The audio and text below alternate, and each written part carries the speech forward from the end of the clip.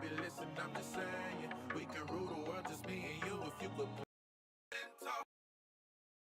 Welcome to the Behind Them Sticks podcast, brought to you by TSWS Gaming. Come and talk to me, Lennard Ray. Come on. Come and talk to me. I just wanna have a conversation. No, I'm not your type of baby. Listen, I'm just saying. We can rule the world, just me and you, if you could play it. Won't you take a chance with me and have that conversation? I just wanna have that conversation with you. Come and talk to me. I just wanna have that conversation with you. Look, see, we vibing and you know it's true. Baby, what it do? Do for me and I'ma do for you. No doubt about it, Boosie. I'm a Midwest king, looking for myself a queen. Ready to chase a dream with a dope self-esteem. You find it in all I know, and that's for real. You get to shaking that ass on the floor, and I see what's real. No disrespect, I just tell it like it is. Do you ever want some kids? What your ultimate goals? Maybe I can help with those. The mo was broke when he made you a blessing. You looking like a whole buffet, and I need some seconds. You say you had promiscuous ways, that was back in the day. I'll be alive, I say I did it. That shit was a phase. So baby, take this journey with me. You can pick the time and place, this nigga isn't picky. Smile on your face, I know the deal. Sign and deliver after seal. I can see it in her eyes, this one right here for real. I just wanna have a conversation. No, I'm not your type of baby, listen, I'm just saying. We can rule the world, just me and you, if you could play it. Won't you take a chance with me and have that conversation? I just wanna have that conversation with you. Come and talk, yeah. I just wanna have that conversation with you. Lady, you so far ahead of these others, just like a ship on the horizon. Picking up on your vibe, signal stronger than Verizon. All the thoughts that I've been contemplating, ain't no time for faking or debating. You the one, ain't no mistaking. Look, I see your swag different. Always carry yourself like you ready, you know the mission. I had to know you, I'm tempted. I can see why you timid. Hold up now, baby, listen. Just take that dance with me, I can show you that there's a difference. I'm locked in. I throw away my player ways because you pop in. A shooter always shoot a shot. With you by my side, I guarantee we'll reach the top. I put that on God and then I give you all that I got. So baby, take this journey with me. You can pick the time and place, this nigga isn't picky. Smile on your face, I know the deal. Sign and deliver after seal. I can see it in her eyes, this one right here for real.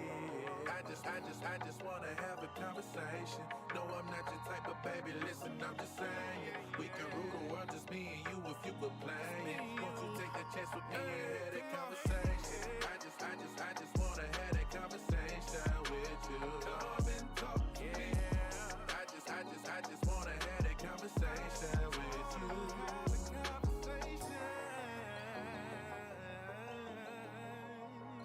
Come and talk to me.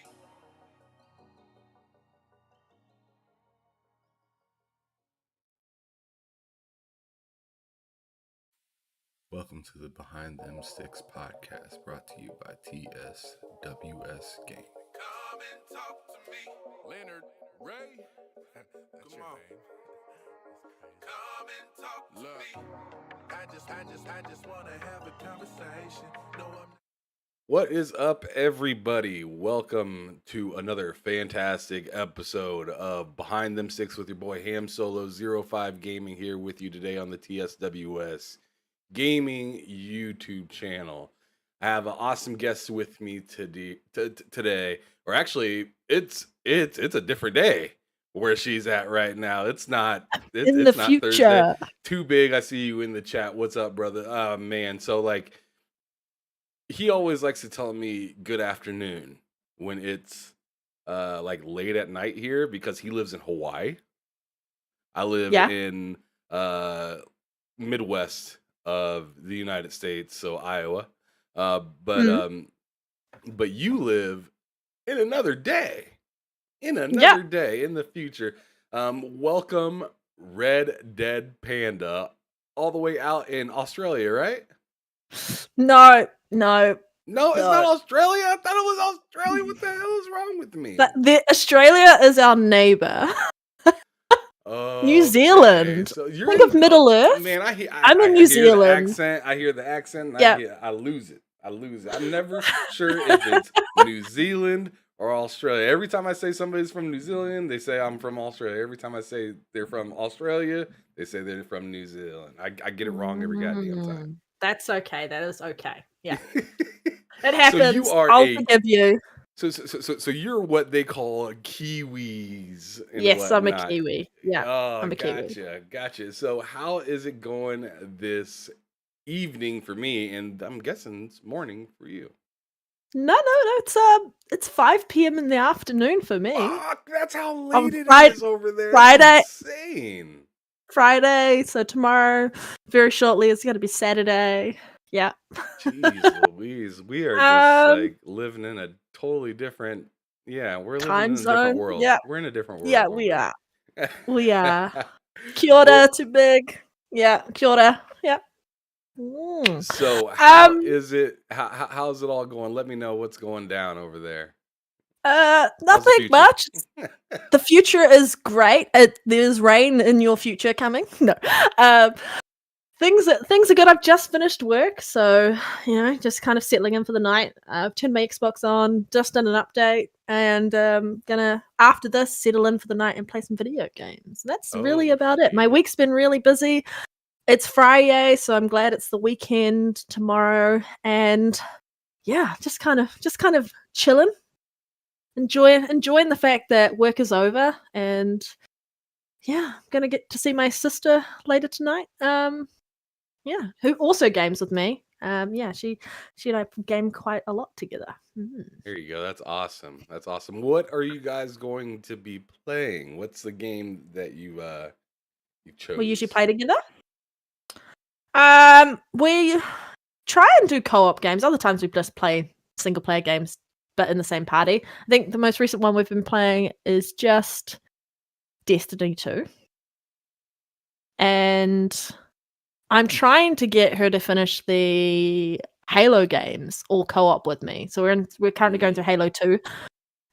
Because now that the winter update is here and we can play Halo Infinite co-op, I would like to play co-op with her because I haven't actually played Halo Infinite campaign on purpose for the fact that her and I are going through and playing the other campaigns together. You are that person I was talking to my wife about. She is like, God bless anybody that's waited because I was hoping they were going to drop new content and I wanted to play with you. And I was like, if you're waiting on Halo to bring more content, you better be You've been freaking waiting a while. Halo 8 is when there's new content dropping. Facts. Oh my god. Yeah.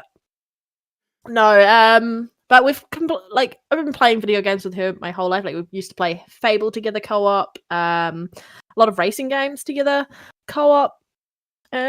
We played It Takes Two and we loved It Takes Two. That was amazing. It's such a good co-op game. And then the other one, elephant moment was out of pocket. That is so horrible. I felt I was like, it's just a soft toy, but it was hurting my soul. Yes. That's I always bring that up to anybody that told me they played It Takes Two, and they always cringe a little bit and have their own sad piece. Yeah, I was like, just press the button and look away. Take your headphones off so you don't have to listen to it. But no. How are you though? Thank you for having me on. Just want to first say that it's awesome to be here, and shout out to everyone who's been watching your content. And you've been on my podcast a couple of times, and the last time you're on there was the first time I was actually there to do it with you. Right. Every other time I have not been there, and I'm like, oh, my bad. All right. What up, Sensei in the chat? Yeah, it was good to finally have you on your own podcast and be able to, talk with you and do our little dance that we do, talking about different things that's going on within the gaming community and whatnot, whether it's about Xbox, PlayStation. I think the last one that we were talking about was like Stadia and stuff like that when we were. What's Stadia? Is this? I've never heard of it before. What is that? It's on its way out. It's on its way out, so don't even worry Yeah. about trying to figure out what it is. 2023, what's that? It's dead. It's just a dead thing. It's Yeah, returning exactly. money to people as we speak, right? Hey, they're returning more money than Sony is to their gamers, so there you go. Oh, all right, all right. Sorry, I'm being Taking savage, dabs. guys. I'm being savage. All right, all right. So I had asked you before we got onto here, what was your very first console that you ever had available around the household? I asked this to every single person that comes onto the show because I gotta know the background. That's what this show's all about. It's all about learning who people are, where they come from, what their trials and tribulations were all about.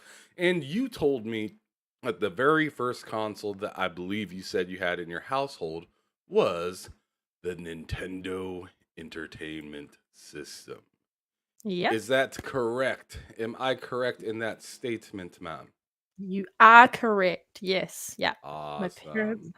Awesome. Tell me a little bit about it. Tell me a little bit about it. What was some of the games and stuff like that I that you used to play on that sucker? so we had both of the Zelda games. So we had all three of the Mario games. Super Mario Brothers 1, 2, and 3. We had Duck Hunt, so we had the cool gun. And I wasn't that great at this because I was very young. My parents got the console for my brother, and so when he wasn't playing on it, we got a chance to play it. And I was the person who would be right up at the front of the screen, gun against the CRT television, and like just using it, cheating, basically cheating. I'll be Yeah. honest. I'll be honest. Using it like a guns a magnet on the screen. Exactly. I was we played like Hook, and we had like Hunt for the Red October. We had a whole heap of other games that I can't even begin to remember what they were. They're still sitting at my parents' house, so every time I go down there, I have a look at the games and go, "Ah, great memories." I wasn't very, very good at playing video games on the NES at all. Just being blatantly honest, never been really good at platformers. So I used to just watch my siblings play a lot of that. And then when we got the Nintendo 64 in the house, that's when I really started to play more into video games around that side. But I've always been into like RTS games. And so when we had our PC, I would play a lot of those, like Total Annihilation and Civilization and all of those sort of games. They were much easier for me to do than games where it was like button mashing until I got a bit older, because my brother was like 7 years older than me, so wasn't quite at that. I wasn't quite good enough to play those games just yet, but I got there in the end. One day at a time. Absolutely. I Mm. mean, those games were tough, especially since there's no save point. There was Battletoads. oh yeah. I mean that game Don't right there was even. just freaking. It was another world of difficulty back then, especially with our little feeble minds at the time. We were not Yeah, the gamers that we are today back then. like Back then we permadeath. were You couldn't save. You couldn't pause your game for like you didn't have those abilities. Like some games you could pause, and like none of this save files, and yeah, except for like certain games that had save files. No. I forgot that there was games that you couldn't even pause. You're right. Yeah. Yeah, back from then. But I think my favorite game and one of the biggest defining things for me was the original Zelda game. Like my ringtone on my phone is the Zelda like overworld theme music for when you went around and it side scrolled and like moved to the next screen and moved to the next screen, and it was all over the top. Like that was how my love affair with like Zelda started. And I have like so many Link amiibos because I love Link. I've played almost all of the Zelda games in the franchise. Like my favorite is Wind Waker, which I purposely got a Wii U so I could play like the HD edition. But that's how it started. Like I have a pixelated amiibo version of the original Link. Yeah, because I love it so much. So you're a big And fan. You're a Zelda nerd. I'm a Zelda. I was who was I? Someone was in my house and I was showing them like every like second T-shirt and every second thing I pulled out was like a Link thing, and they were like, "I think you're a bit obsessed," and I was like, "Yeah, just a tad, yeah, Just a little bit. just a And to bit this day, yeah, you're still obsessed. And are you really looking forward to this new what Breath was of the it? Wild 2. Tears of the Awakening or something like that, or I don't Yeah, remember I what will it's be getting. called. I will be getting it. I definitely will be getting it. I was actually playing Breath of the Wild just the other day because I was just like, you know what? I haven't actually picked up my Switch. I bought a Switch day one just to play Breath of the Wild. Only that. And then I managed to get like Mario Kart and Smash Brothers. But other than that, I really haven't used my Switch for anything else other than playing Breath of the Wild. That's how dedicated I am to that particular IP. Hmm. Other than that, I will be a Nintendo fan through and through, but I feel like I've really stepped away, and that's like the only franchise I actively like follow or pursue in the Nintendo world. Yeah, there's no other games I really play on that system. Yeah, I have Xbox for that or PC. Yeah. Yeah, What I about mean, you? my wife's the same way. That's the only game she plays on the Switch. I swear. I have I like a couple handfuls of games on the Switch, and she literally only picks up her because we both have our own Switches. She only picks up her Switch to play Mhm. that game. Other than that, she's on Xbox for the most part, or on my retro consoles. So she likes to play the 64, sometimes the PlayStation 2, and sometimes on the Xbox or GameCube. She's a really big Mario fan though. Mario and Link are her, or Zelda are her things to They could go. do. Those are the two pillar franchises. Those Yeah. are the single player games that she'll play like at the drop of a dime. But as when it Yeah, fair comes enough. for when it comes to multiplayer, I feel like the only game she really plays is Halo, and it drives me insane because I'm Is just she like, playing Halo woman. Infinite or Yeah, just yeah, she Halo? plays. No, she plays. Well, she plays really any of the Halos, but like she mostly plays Halo Infinite online. And she plays that while I'm playing other games. Like I'll be sitting here playing Add me. Persona or God of Add War, me. I'm and always looking for people to play Halo online with. she's always doing that around usually around this time of night on like Tuesdays and Wednesdays. Or no Mm. wait, Mondays and Tuesdays because those are her days off and whatnot. So she gets on the Halo and she gets on hard and she really loves it. She'll play it for hours, Yeah, yeah. I'm a bit especially when like the whole that. family's asleep, including me. When I'm asleep and the daughter is asleep, she's doing her Mm. damn thing. She loves that.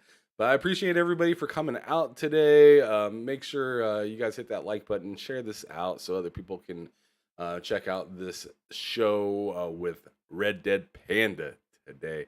Really Yeah. happy to have her on here. But anyways, as we were talking about, you said your first console was the NES. You told me some of the games that you absolutely adored from that time period.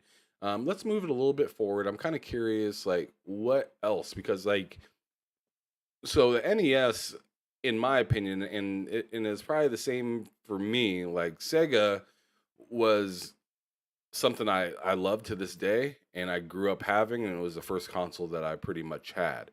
But as of growing up, I noticed that Sega was like the appetizer to me when it came to gaming, or my Genesis Mm. was the appetizer. As I grew up, things started evolving. I started to kind of figure out my niche and whatnot. What was the next step up for you after the NES? Because, like I said, NES was pretty much your appetizer. What Um, was something that you really like looked forward to after that? so the next console we had growing up in the house was the Nintendo 64. And so we Hmm. had like uh Super Mario on there. We had GoldenEye, which GoldenEye playing multiplayer, four-player split screen with your family or with your friends. Like we would have, my older brother would have his mates come over, and we'd just sit there watching them kill each other. And my sister and Did I you guys ever would play set up. Slappers Only? Yes, always slappers only in the Slappers was my shit. in the facility, in that room where they had the bit of body armor. We would just always go there and meet each other, and would always be like crouching.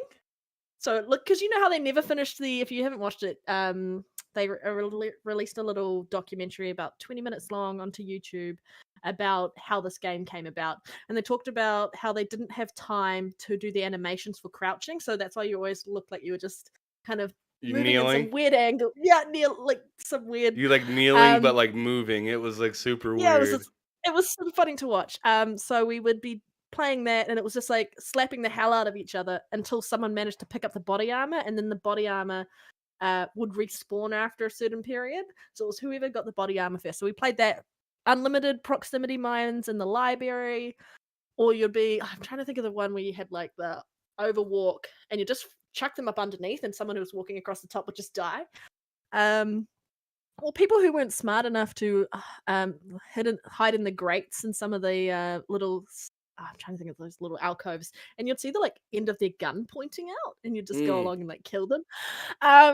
Yeah, I loved GoldenEye to death. We had like Wave Race as well, so I played a lot of Wave Race, but it was Ocarina of Time was probably and Majora's Mask. Those were like my two big games. You We went also had like straight for the Diddy Kong highest Racing. Metacritic games right there. Yeah, You went man. straight Yeah, for it. I mean it's brilliant. It's my it was my it was my favorite Zelda game at the time, and then Wind Waker took over from that. But like, I loved Majora's Mask so much, and we had like Diddy Kong Racing because we didn't have Mario Kart on Yes. the 64. So I'm we had sorry, that, Diddy which Kong, in my opinion, was like, I know it like was Mario it Kart was is so good. beloved, but Diddy Kong, in my opinion, is better, and I don't care who wants to I want argue to redo about it. it. Like, why won't anybody redo it? But yeah, and so I love that, Boats, and we had planes, and like cars. Let's go. yeah, and we had like 1080, so the 1080 snowboarding game. snowboarding. Yep. Oh yes. Trying to think, we had so many games on that system. Did you ever rock Oh, with this game right here? is that Spider-Man? Yes, it's the red No. cartridge Spider-Man. I absolutely love Oh, this I've game never right played here. Spider-Man on the 64. Never played it. But we had like the Rumble pack, and then you had that little Heavy memory ass addition shit. onto the yeah, it was so good. All the little things, and this was back in the day where like because we only had the 64, my brother's friends would bring over the PlayStation 1. Mm. And this was when like no one really cared what console. If someone bought this, your other friend had the other console, and you just go around to their place and like plug it up and then play whatever games you had. And that's what I really like miss and love about like my memories of gaming at that age, rather than what we're seeing now where everyone's like obsessed with their own plastic boxes. But after that, got the GameCube, and that was so cool. I was obsessed with that. The best game for the Smash Brothers series was on that, the Melee. Did you ever play Smash Brothers on the GameCube? That And the was my favorite controller? one. Roy was my dude on Smash Brothers Yeah, yeah. Melee. So that was like the best game there, and played Twilight Princess on there, and got introduced to Wind Waker on there, and that is my favorite Zelda game. It got so much crap for the cell shading design and the cartooniness that it had, but it is still to this day my favorite Zelda game. And like I said, I got a Wii U just so I could play it in the HD version. And that's the only game I have for my Wii U is that, just so I could play the HD, because it hasn't come to the Switch yet, and I think it's going to come to the Switch, and I will buy it again for the Switch. I'm going to be one of those people who own it a lot because it is like my favorite Zelda game in the franchise. But yeah, I used to spend hours and hours and hours and hours and hours in playing it. Was there Mario Galaxy on the GameCube? That was on there as well, right? Mario Galaxy, I believe, was on the Wii. Or was it on the Wii? I can't remember. We had a Wii. And then we had Guitar Hero on the Wii, and I played a lot of that. And that's where I got introduced to Skyward Sword. And Okay. I didn't really like Skyward Sword in that side of it. I mean, it has a great story, but the mechanics, I feel like it's better on the Switch with the better Joy-Con controls and such with the motion controller. Okay. But yeah, my whole life was growing up where I grew up on like PC, because we had our computer at home and we had some computer games on there like Need for Speed Underground and like the Oh, original on the Fallout. PC? Yeah, Need for Yeah, Speed Underground? I bet that joint was all right. It wasn't bad. It wasn't bad, and that's where I first and we had like I played Warcraft 2 and Warcraft 3 and like all of those types of games on there. And I was obsessed with WCW, if anyone's played WCW. Which I one? loved the wrestling game. It was WCW Nitro. Oh my God, that's super old. Let's Yeah. go. Oh my goodness. By the way, what up, Fark you in the I chat? fuck He you. says Yeah. hello, Ham and Panda. Then he says Galaxy is on Is the on the Wii. Wii. Yeah, Too many so games in my life that but I've played. Nitro? Yeah. Nitro, no way. That I was was obsessed with it. that Oh, it was was like so one good. of the like it wasn't one of like the best wrestling games at No, all, it but wasn't. it was still a great entry Yeah. within that time span. And Yeah. I absolutely loved like any wrestling game I could get my hands on, whether it was Nitro, Revenge, Backstage Assault, Mayhem, Yeah, SmackDown, Mayhem. Yep. Raw, WrestleMania, No Mercy. Like I loved all those games. Like I was loving the wrestling games back in the Mm. day. Those were my things. I remember on No Mercy and WrestleMania, you could get if you had the right amount, like if you Mm. had a special and it was quick enough, you can get off 3 specials in the Mm. span of that special bar blinking. So Yeah. like that was really cool. I used to like get like Stone Cold Stunner or Rock Bottom because I knew they were powerful and I could do those, get up, and then do another one over and I over had and an over. I had an unhealthy obsession with Goldberg, and I was like, he was my favorite character. I think it's because I grew up watching wrestling, and at the time when I was watching it, it was right when he was like at his heyday and at his peak. Yes. Yeah, He didn't yeah. lose. No, so it was just great. I even had like a wrestling figure of his. I Oh like my loved goodness, you were wrestling all growing in. up. Yeah, yeah. It was great. And so I was a hardcore Nintendo fan. Grew up a little bit on PC, and then um I eventually got introduced to the OG Xbox. My older sister, her boyfriend Oh, what are bought we one. talking about? I love Yeah, me he some OG bought Xbox. one. Yeah, he bought one and he got it chipped, and he wasn't allowed it at his house, so he stored it at our house, and we all love video games, and so we would just play that, and that's like my introduction to like Need for Speed Most Wanted. Like the original Need for Speed Most Wanted. The new one, you can go disappear, and I would love the original instead. Underground 2 on there. The Halo, I got introduced to Halo on there. I didn't really play it much because the first actual game that kind of solidified Xbox for me was Fable. I thoroughly enjoyed Fable. And this is when it was like the Duke controller, and I have tiny hands, so once they brought out the S version, I could use that, but it was like so impossible Love to hold the that Duke. I love the I can Duke. now hold it. I can now hold it. It was so massive at the time that it was impossible. But we would just go down to like Video Easy or like Blockbuster and like grab a game and then take it in and like install it onto the hard drive and then drop it back. And then you just went back home and played it. It was those days, and it was so much fun. But like Fable solidified Xbox for me, and that's how I got introduced to it. And then um after they broke up, he took the console back, and this was I remember right around the time that PlayStation 3 was out.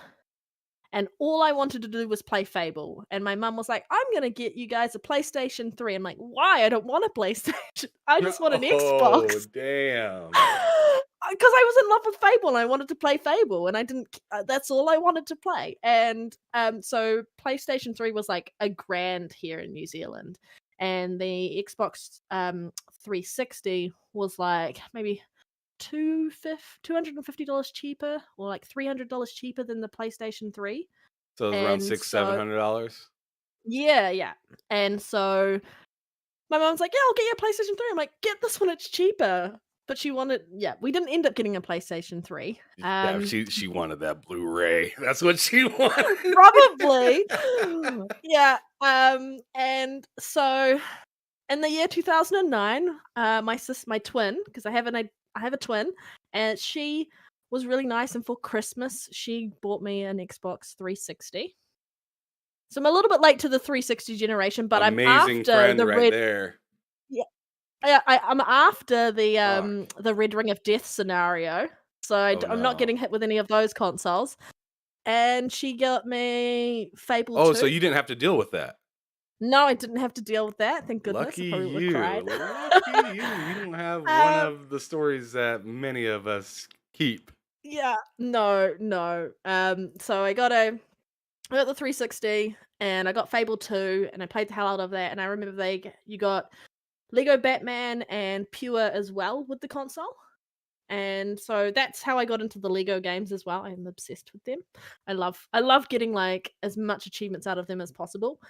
But yeah, Fable 2, I was just like, this is amazing. And you could get the original Fable disc on the OG to run backwards compatible on the 360. So I got that. And then that's kind of after that, I started to get heavily into gaming. Got Fable 3, started getting collector's editions. Um, yeah, I was just Get nitty after that I gritty was with it. heavily yeah. And then I was kind of I learned about E3 and like CES and all of these other things and started watching like YouTube videos and like RDX and all of them that came up and all of that jazz and kind of still have my 360. It's actually down there and I sometimes play Kingdoms of Elama or whatever it is. But Amular? I yeah, that's it. And like has anyone played Dragon's Dogma? I'm so glad Dragon's Dogma is getting a sequel. It is I've such a good never game. played that game, and everyone has Never rave played it? reviews to say about that game, but I mean, I've never played it. there's some horrible things about that game. But there is some greatness in that game at the same time. Like that game definitely deserves a sequel, and it's being made in which they can definitely take advantage of like current gen hardware and improvements around gaming mechanics because it was clunky as hell for some reason. Yeah, Okay. it was a good game. Yeah, but like I got the Kinect with the 360 because Fable Journey had a Kinect game.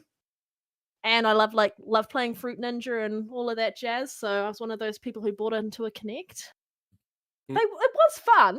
No, It no, no, was no, no. It fun. was popping for the 360. It was for the Xbox One that it was kind of Xbox One, it in the was way. like well, because when the Xbox One launched, it was only like actually usable in certain countries. Like it wasn't like it was usable, but like a lot of the features that they touted on day one were not available in New Zealand or Australia. And so we had to wait for that functionality to come in. Part of that was because of our accent.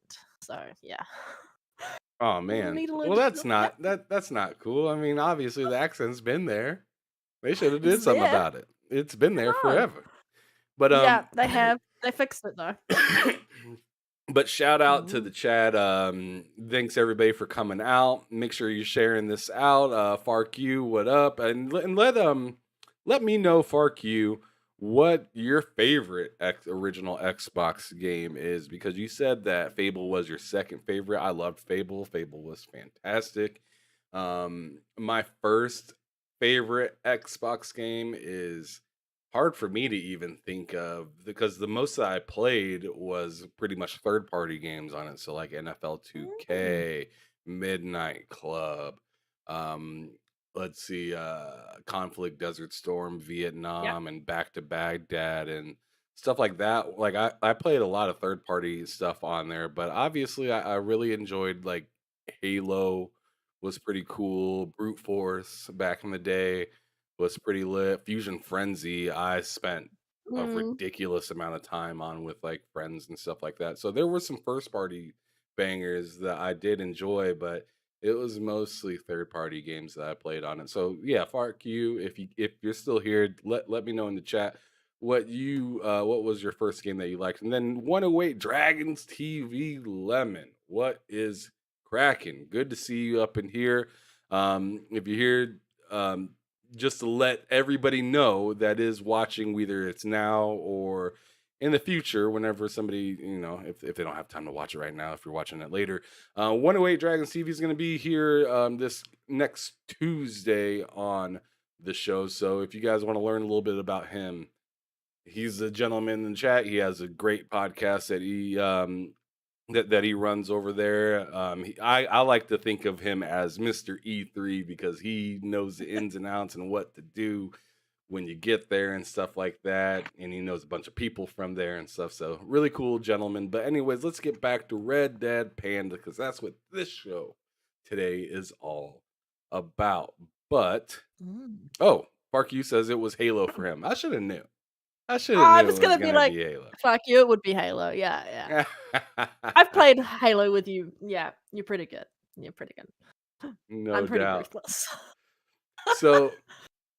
So moving closer to this generation, so we can kind of talk more about today's kind of gaming and whatnot. What did you think about the Xbox One generation? What was like your favorite parts? What was some kind of sleazeball moments that you weren't a big fan of? Go ahead and give me some information. I enjoyed the Xbox One generation as an Xbox gamer. There was no issue with that. I think the hardest thing for me was just like the fact that I couldn't openly talk about how much I enjoyed playing games on Xbox. Like Rise Son of Rome day one for me, that game was really cool, and I know it got like crapped on and within the reviews and such, but I really enjoyed it, and I played multiplayer quite a bit because it was like you could play with one other person, and I played a lot of that.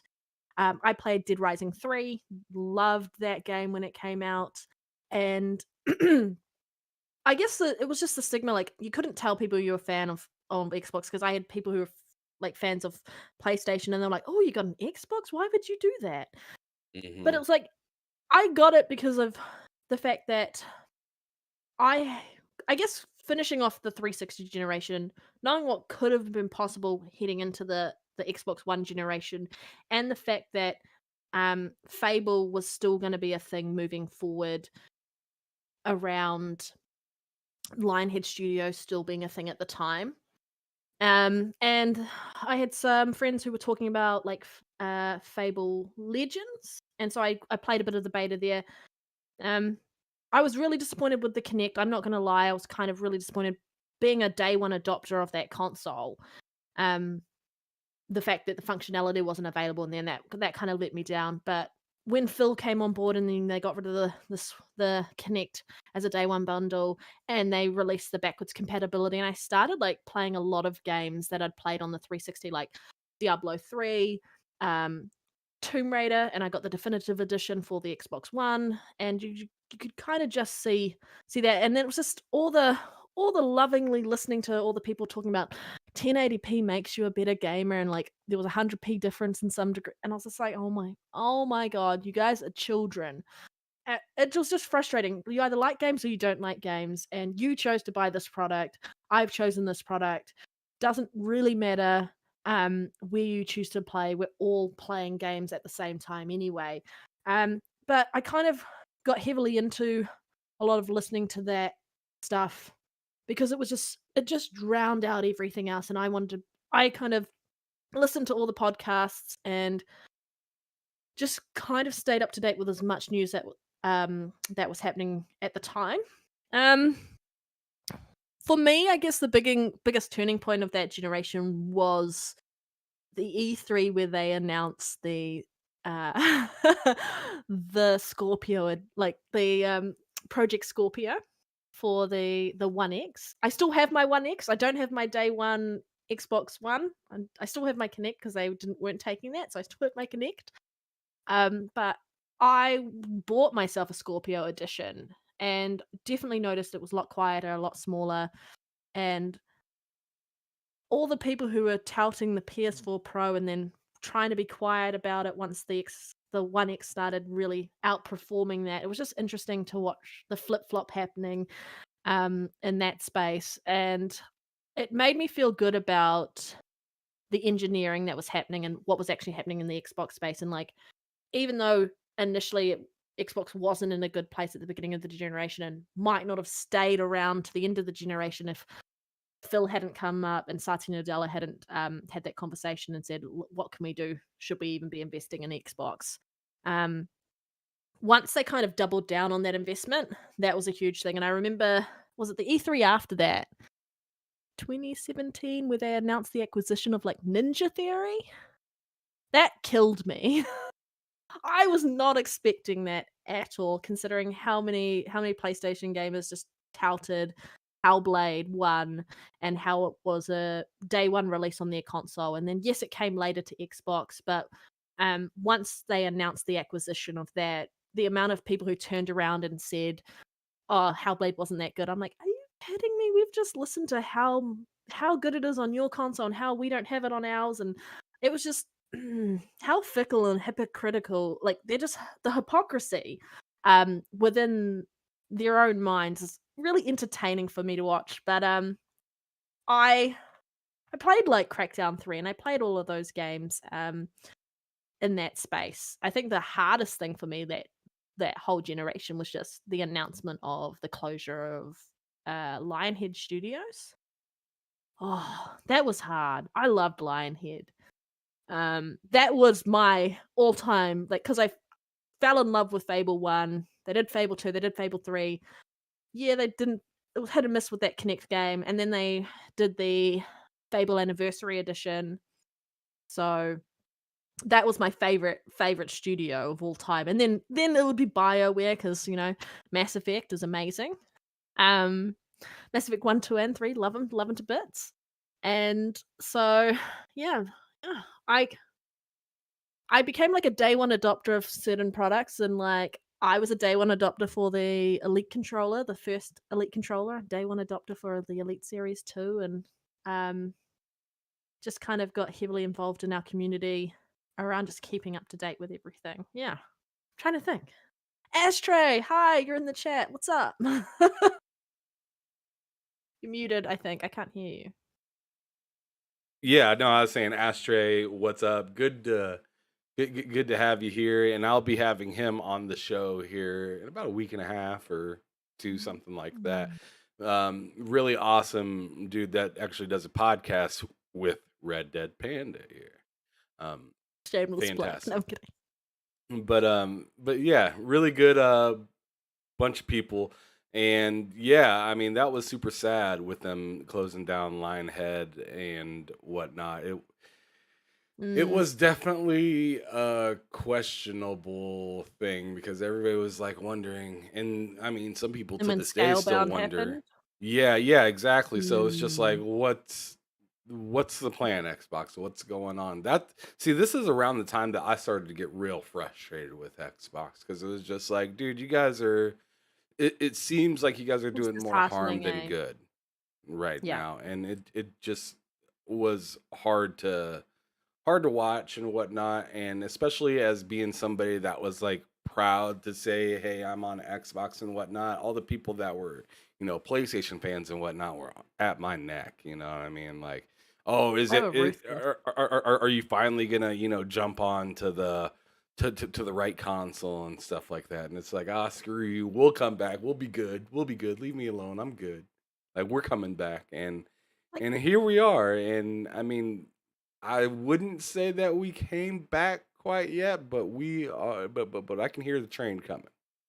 you mean 2023, the floodgates are opening and it's going to be just, I think so. I think oh, so. it's going to be big.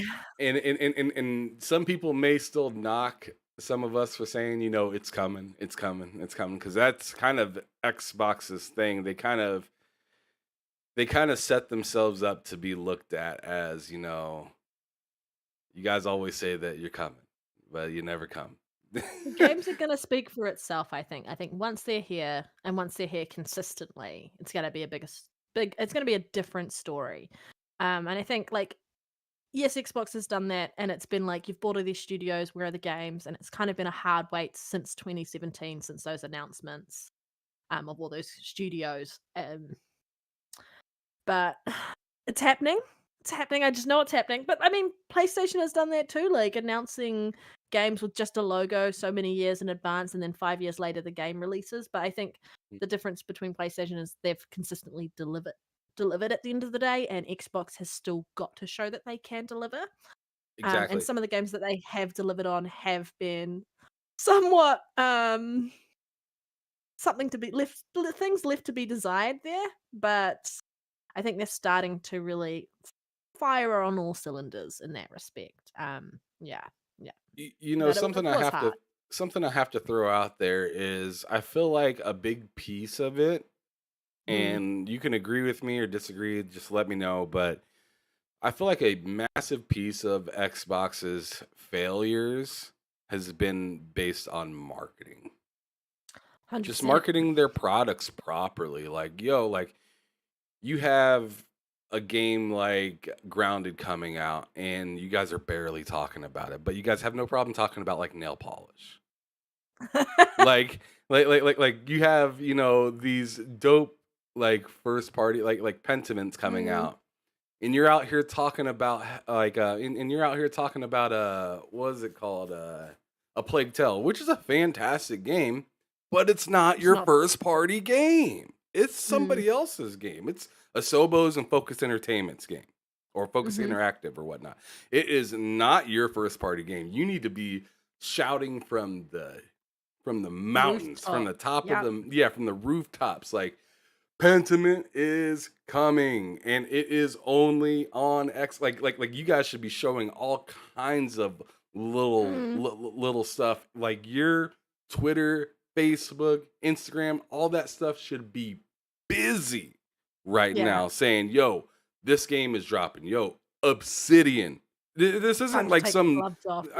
In no disrespect, this isn't no Xbox like ID at Xbox game. This isn't no ID at Xbox, and this is from Obsidian, your first party powerhouse, one of the few that have been consistent on your platform. You should be giving them all of the love and attention in the world. When Forza dropped their new DLC for Hot Wheels and whatnot, I felt like it was Playground's job to advertise. And it was like, what is going on here? Why isn't Xbox saying, yo, look at this cool stuff that we're doing? Like, show somebody driving off the cliff, getting one of those balloons or something. Like, show something cool. Get and stop talking so much about Game Pass. Show the games and then say Game Pass at the end. Just say it quickly at the end, like, you get this on Game Pass. Don't spend 45 seconds saying you can get 400 different type of games on this service. But you know what? I can also go to Google Play and see thousands of games. Sure. It doesn't matter. You can sit here and announce I have 1 million games. Nobody cares. Everybody was wondering, what games do you have? It's not the how large your category is. It's where's the quality at? And Xbox Game Pass has plenty of quality, but I don't feel like people notice it that much because you're just talking about how much you have instead of what you have. They don't market through like YouTube the way PlayStation does. Like you can be watching an Xbox trailer and then a PlayStation ad will come up before the Xbox trailer and you're like, what is this? And that's so frustrating.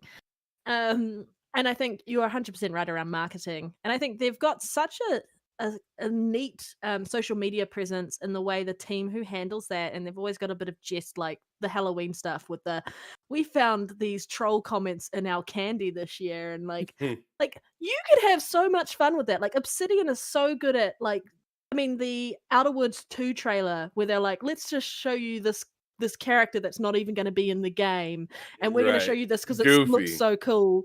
And the only thing we actually got is the title. About. Yeah, exactly. And I'm like, that is the type of marketing I can get behind. Like, I remember when one of the trailers for Grounded came out, and they were talking about, if you're looking for this and this and this game, go play Cyberpunk. And I was like, I love where like that type of marketing where you can take the piss and like make fun of your own game, and that to me is going to be what brings me back to watch another trailer. And I think Obsidian is really, really good at that. And I feel like whoever does the marketing for Obsidian needs to go to Xbox and go, hey, here's some pointers around how you need to market it. Because I do agree. I feel like a lot of things are overshadowed, and we talk so much in our podcast about how amazing Game Pass is and the games coming to it. But really, it's just let the games speak for themselves and have a sidebar. Oh, it's going to be on Game Pass, but this is this massive title coming, and I feel like Starfield is one of those games that needs to be needs to be that massive, massive pillar there, and then. And by the way, so, like in small writing, Game Pass, it's coming to Game Pass day one, but it's like, if you want to play it, you have to play it on Xbox. You have to play it where Xbox is available, PC or Xbox or the cloud if you want. But like, yeah, I do agree. You could just see the difference between the marketing from PlayStation and Xbox. So they're like in stark contrast of each other. And I think Xbox does need to be more aggressive in that space. Because I mean, look at PS4 generation. This is how you share old games. And that was like that basically destroyed them at the beginning of the generation. And then when Xbox did something cheeky like that back, it was just completely going, oh, you guys say you don't get involved in console wars. It's a business at the end of the day, and PlayStation does it, so sometimes you got to get your hands dirty and do it too. Yeah. Yeah. So I agree Yeah. with you about the marketing. Yeah. Yeah. I mean, I feel like once they get just that train rolling, and I'm just hoping marketing doesn't, Mm, say, "Oh, we have so much stuff, we don't have to work too hard." About no, like this you is the gotta. moment. Like you got to get your hands dirty right now, and and that's why this whole thing with Pentiment's kind of getting under my skin a little bit. Yeah. Not seeing enough advertising and stuff like that, because it's Mm, just like, man, like this is like this is supposed to be the end of the frustration part for Xbox. Like, let's start like really holding these things up and being proud of what we have. So, Pentiment's coming out. Let's be shouting from the rooftops about that. High on Life. That's a yes. console exclusive for like I think for a little while Yeah. or something like that. I think it's like 6 months or maybe like a year or something like that. Um, but that's going to be something that we have for quite some time. And I mean, we got Ghostwire that's going to be coming out. Like, dude, like yell, I mean, say something. considering like Deathloop, you only heard about like it's coming in a week's time to Game Pass, and that was all Yep, we heard coming about next Deathloop. week. But I was like, I understand why they didn't, because it was marketed the hell out of on PlayStation side, but remarket it to Xbox gamers as a reminder that it is coming to Xbox finally. It's a first party studio. Yes, it was a timed exclusive. That's the reality of the situation. So is Ghostwire Tokyo, but market that a little bit more. Maybe they couldn't to some degree based on agreements with what happened with the game for that year. Yeah, exclusivity deal. Who knows? But I feel like you could do a little bit more there. I think one of the biggest games that has really stood on its own 2 feet when it was first announced back in 2019 was Hellblade 2. I think Oh, when okay. that showed, that just kind of jaw drop moment, and people were talking about it for months. Especially when they announced the console, that was big enough, but when they showed Hellblade 2 and no one was expecting it, and then when they showed it a second time with actual gameplay, and I think we're The probably going to see it controversial again. gameplay. Oh, yes, yeah. At least they were talking about it, but it's a game that everyone knows is coming to Xbox. And they're not talking about Game Pass in relation to that game. They're talking about Hellblade and Ninja Theory, and what they're working on in that space, and how it is being built for current gen systems. And hopefully, we're going to hear more about what it's actually taking advantage of for the current gen systems later on. But I reckon we're going to see another trailer of it at the end of the year, because that's been the consistent thing with like the video game awards, is Hmm. that's where they've been showing like Hellblade 2 stuff. And Hmm. that is like one of my most anticipated games coming up, and I hope it comes out next year, like end of year next, maybe. Fingers I'm crossed. But I anticipating it really to come out at the end of the year because they keep having these, like I mean, like you just got done saying, they keep showing it at the Game Awards, which is at the end of every year. So I'm guessing that their marketing like time frame for that game to come out is probably going to be like the end of the year kind of 2023. thing. I'm hoping so. That would be phenomenal to hear. that'd be a great way to end out 2023, especially when you got like Considering the games that are coming. exactly, you got Starfield coming, which is gonna be Redfall. crazy long. You got Redfall that's gonna take some time as well, and is multiplayer, which is gonna be really fun. You got Forza Motorsports? Forza Motorsports or Forza 8 or whatever you want Yep. to call it coming out, and then you got some of these third party deals that are looking really cool. Wolong, Liza P is looking really good. Hopefully, we hear some positive news out of the Mm. guys out in Ukraine, the Stalker 2 out of devs? the guys out in Ukraine for Stalker 2 because that game looks phenomenal. And by the way, shout Mm. out to Sir Rex man in the chat. What's up, brother? Hello. I know you're really excited to get into Forza Motorsports. He says, I want them to show more Forza. Yeah. I mean, I really just want them to show more of everything. Like, they don't even Me have to. They don't exactly have to show new gameplay, but just let everybody know that it's still on your mind. It's still coming. Like too. take the clips that you got and put them in put them in reverse order or something like that and show it That off what again. Yeah, what they showed of that game when they showed that snippet, because we got that little teaser trailer of them, and we knew they had the new like they were updating their engine and so on and Hmm. so forth. And then when we actually saw it, and everyone's like, "That doesn't even look that good," and everyone's comparing it to GT7, and now they're like, "GT7's better," but it's like then they're saying GT7's just a cross-gen game, so wait till the next GT game comes out, and then we'll actually be able to compare. I'm like, there's no matter how you look at that game, Forza Motorsport 8 looks outstanding from what we've seen.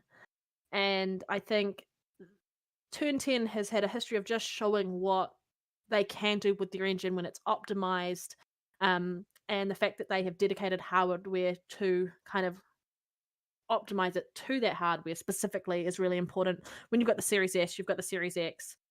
What they did with the One X on Forza Motorsport 7 was very impressive. 4K 60, didn't think that was possible, and they did it. And I feel like we're going to see something similar like that with Forza Motorsports, and I want to see more on that game. There's so many games I want to see more about, like the next Fable, Avowed, like Perfect Dark, all of these massive games coming. I want to see what Compulsion Games is working on. We still have not heard anything about that, and so that's kind of sad that we haven't heard anything on what Compulsion Games is working on. But I know that it's like when it's ready, we'll hear about it or we'll see it. But I'm just a gamer, and I'm really excited for the future of the console I've bought and the games that are coming. I just kind of kid in a candy stores type moment, and I'm like, I'm just ready to see what I can eventually pick off the shelf. Yeah.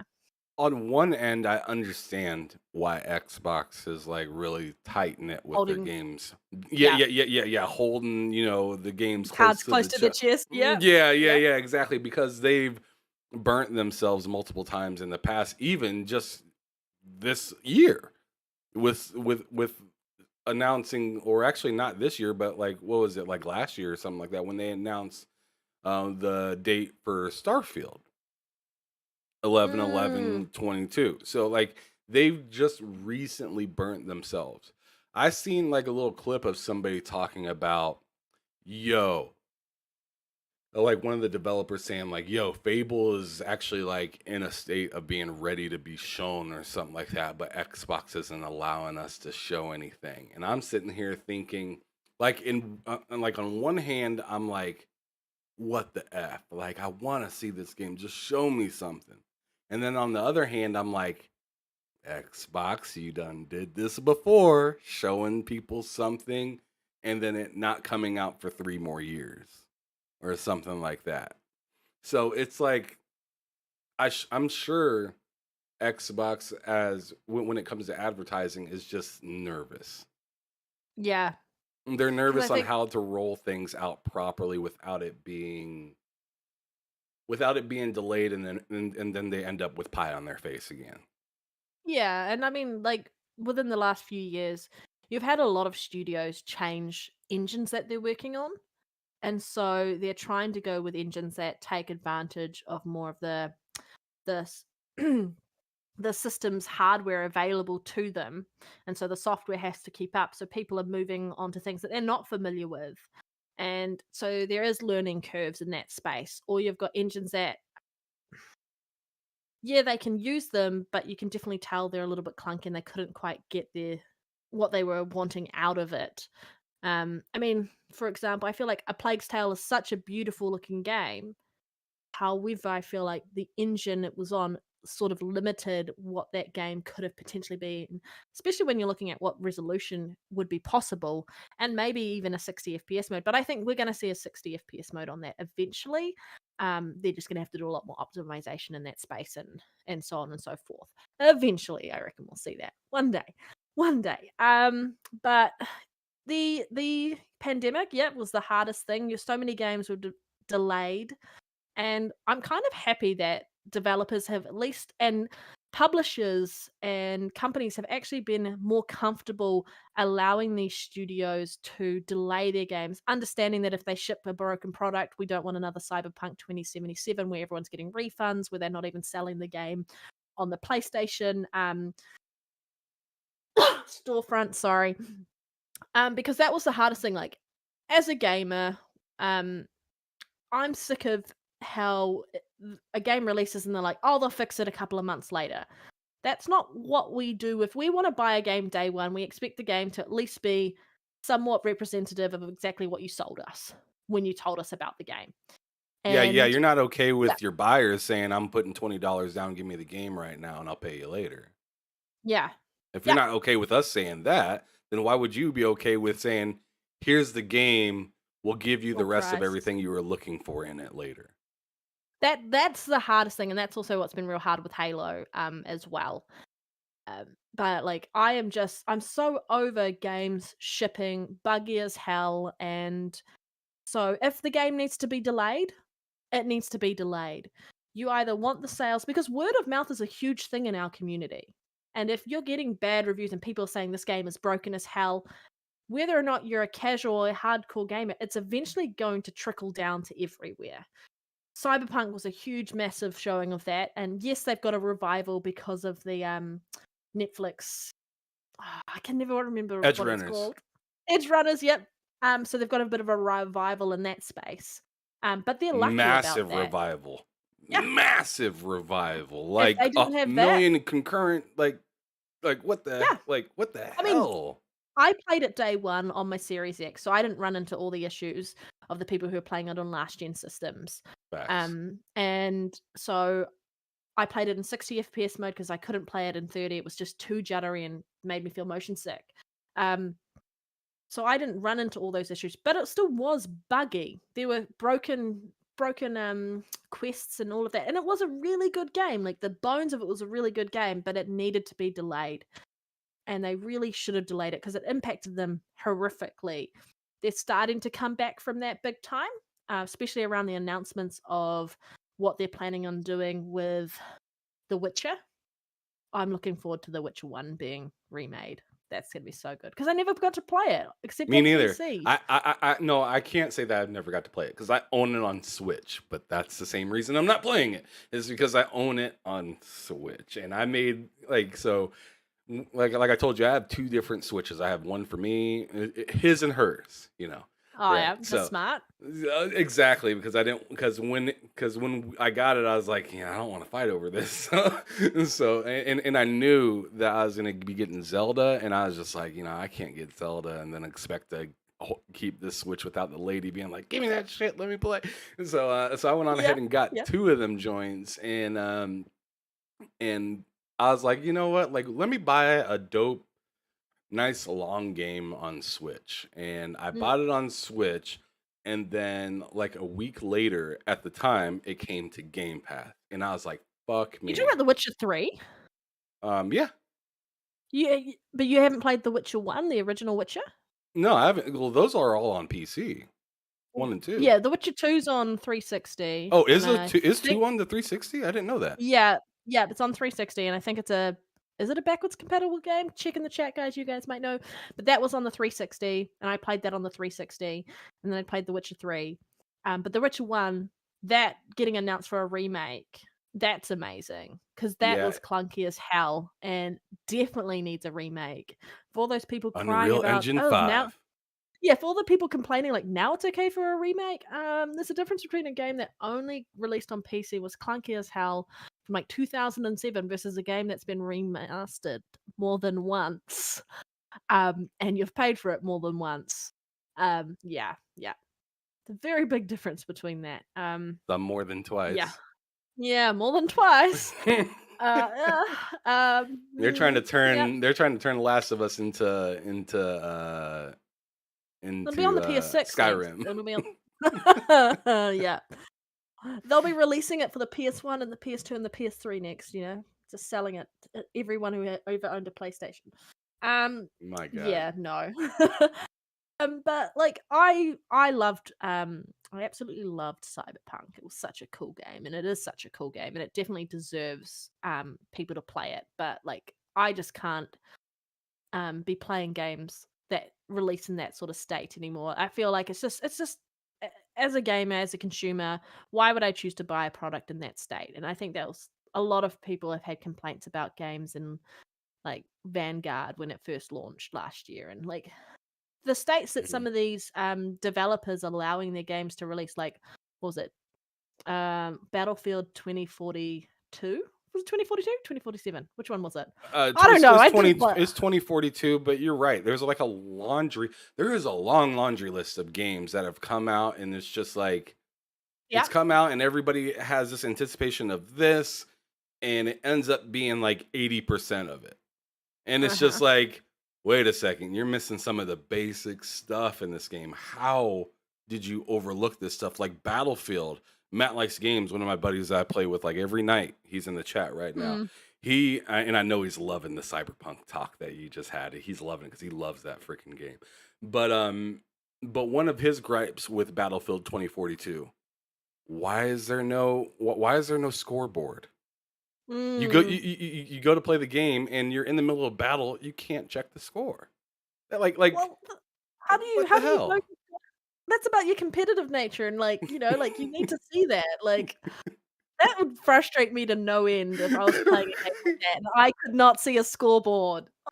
Ah, You have no idea how many kills you made until the end of yeah, the game. exactly. I'll be so pissed off because like there are times where I'm like looking at like I'm playing Halo Infinite with my friends and I'm looking at the scoreboard, just consistently keeping them down or like trying to play catch up to them, just so I can be on the top and just yeah, yeah. Mm. Exactly. And then I mean, like I said, this is a laundry list of games. So that was Battlefield 2042. This current Call of Duty, there's no barracks. You have no idea how good you're doing in the game. You have no idea what your kill death is. Really? You have no idea Mm. how many games that you have that you won or lost or something like Mm. that. I mean, there's no barracks in that. And then you got um what is it called? Gotham Knights. That game comes out. It may look phenomenal, but no performance really. 30 For FPS. it's 30 FPS, and you had to wait until a reviewer found out about it. You guys didn't come out and say it yourselves. A reviewer came Hiding it, out and eh? said, "Yeah, so you guys are hiding that thing." Um, I mean, I can just keep going and going and going. Uh, a fantastic game that I really enjoyed that I got frustrated a little bit on was Dying Light 2. Dying Light 2 Mm. had like frame issues. It had and for the Series S it didn't come out with 60 FPS right off the bat. Whatchamacallit had the same issue. What was that? Remedy with Yeah. Control had that Yeah. exact same issue. And it's just like all these dude, you guys are getting paid.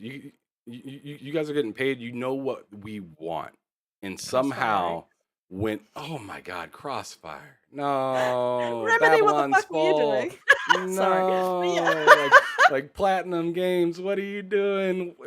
Now you're doing Mm. it to PlayStation. Yeah. Yeah. Like it's Yeah. just like Mm. I just want these developers that know what we want. I mean, they literally know what we want, and sometimes it's like they fumble and they're like, "Oh, I guess we didn't realize it was that important." Are you kidding me?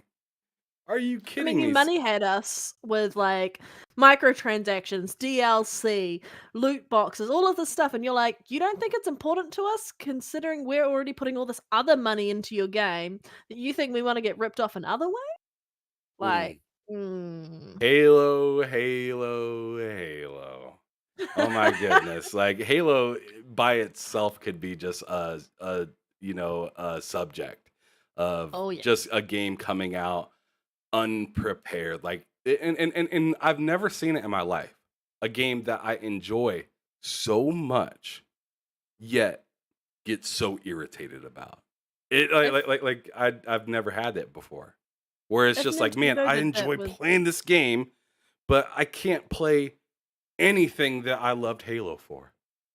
yeah, because they like released the game missing so many features that have been in previous Halo games, and it's like by this point, and I understand they're changing engine and they're doing all this other stuff, but like if the game wasn't ready to be launched in 2020, fair enough. Shouldn't have been launched in 2021 either. You should have launched it even later back and just kind of people were going to play Halo no matter what. They were going to wait for Halo. Xbox fans were going to wait for Halo because they love Halo so much. And people had Master Chief Collection to play in the meantime while they waited for it. And it was just sad to see what has happened to that community. Yes, the winter update has come out and Forge mode is out and co-op is out and season 3 is coming is out and all of that jazz, but like there are some people who are just so disappointed with what 343 has done with Halo that they're not going back. I'm going to play Halo because I just love community game night with like J-Rock and Jedi Knight Peter and Brisker who never plays because he's afraid to die. I kill him too much apparently. And all of them and we just like have so much fun playing Halo, just killing each other. Like I don't even play the normal matches anymore. It's just custom games. And that's where I'm at. Like we just have custom games and we have so much fun trash talking each other. And yeah, but that's like that's what Halo is for me. That fun side of it. That's what like when I played GoldenEye back in the day on the 64. That's what I loved about it. Like that community, the whole like just jumping in and playing with your friends and doing all that or playing a game in co-op. Like imagine if Zelda, one of the Zelda games, launched in a state that was similar to anything like what Halo did. Nintendo fans would murder them if they launched a game, that beloved franchise, in any state that wasn't befitting what Zelda is in any of the previous generations that they've launched any of the titles on. Like, you couldn't do that. Nintendo would be skewered alive if they did that. And the sad thing is like Halo is one of the biggest franchises that kind of put Xbox on the map and solidified them. And to do that to one of your major franchises, the pillars that it is. Yes, you have other pillars, but you've kind of dropped the ball in other respects around like Lionhead Studios. So such a sore topic. But like the fact that we went a whole generation without Fable and now we're going to get it halfway through this generation. It's just like, you can't do that to people who love these IPs so much and Mhm. expect them to just take it sitting down. They're going to be vocal. And one thing I will say is And they're gonna Xbox leave. yeah, they're going to leave like they did last gen. Xbox has been really good at least acknowledging their mistakes and listening to the fans. And I think some individual developers need to do a better job of doing that. But yeah, it's just sad to see sort of what's been happening in that space with Halo. They had set it up so high, and then yeah, Well, to me, it's just like how is it that a game like Ark Survival Evolved, which I love that game, how is that game? yeah, How is that game able to have a game preview for what seemed like 2-3 years? How is a game like Grounded able to have game preview for like a year and a half? Sea of Thieves But 2 years. I'm trying to remember. Sea of Thieves game Thieves had a preview game as well. preview. Like why couldn't they have just game previewed Halo until they were really ready and just be like, you know what, all you guys can really play right now is like these couple of maps in multiplayer, and you guys can't complain because there's a game preview little thing right over it. So we're Yeah, admitting that we're not done with it, but we're also letting you give give you your 2 cents and also enjoy and play this game. So like I feel like if they would have put like a label over the top of it just saying game preview, we wouldn't be having this conversation about them not being ready. Oh, we wouldn't have, because like when they announced the release of the multiplayer a month early, and they said it's in beta, and everyone's like, oh, okay, cool. Once it's out of beta a month later, we should see all these improvements.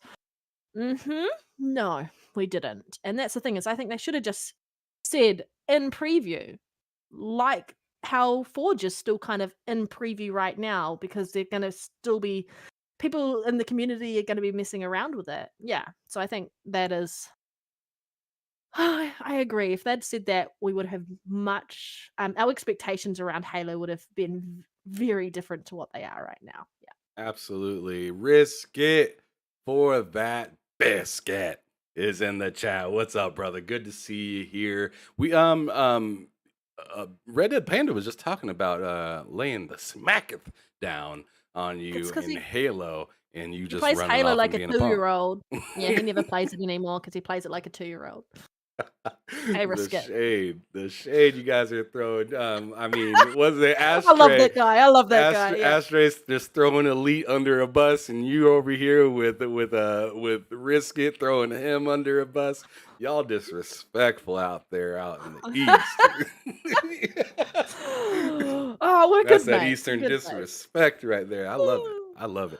But anyways, let's keep it moving. That was a wonderful topic and conversation. We really got off subject quite a bit, but I do that all the loved it. time. It was fun. We went from talking about history to our disappointment and grievances. but anyways, Yeah. keeping it moving. Now I'm kind of curious about like your content creation. Like, Lack of it at the how? moment. What? Like when did this start? Did you start doing this like back in the 64? No, I'm just kidding. Did you start doing this recently? Has it been a When there was couple years? dial-up. No, I'm kidding. Yeah, right. Yeah. Yeah. Yeah, when I used to like use the old dialing my phone that way. No, I'm kidding. No. Yep, rotary. Exactly.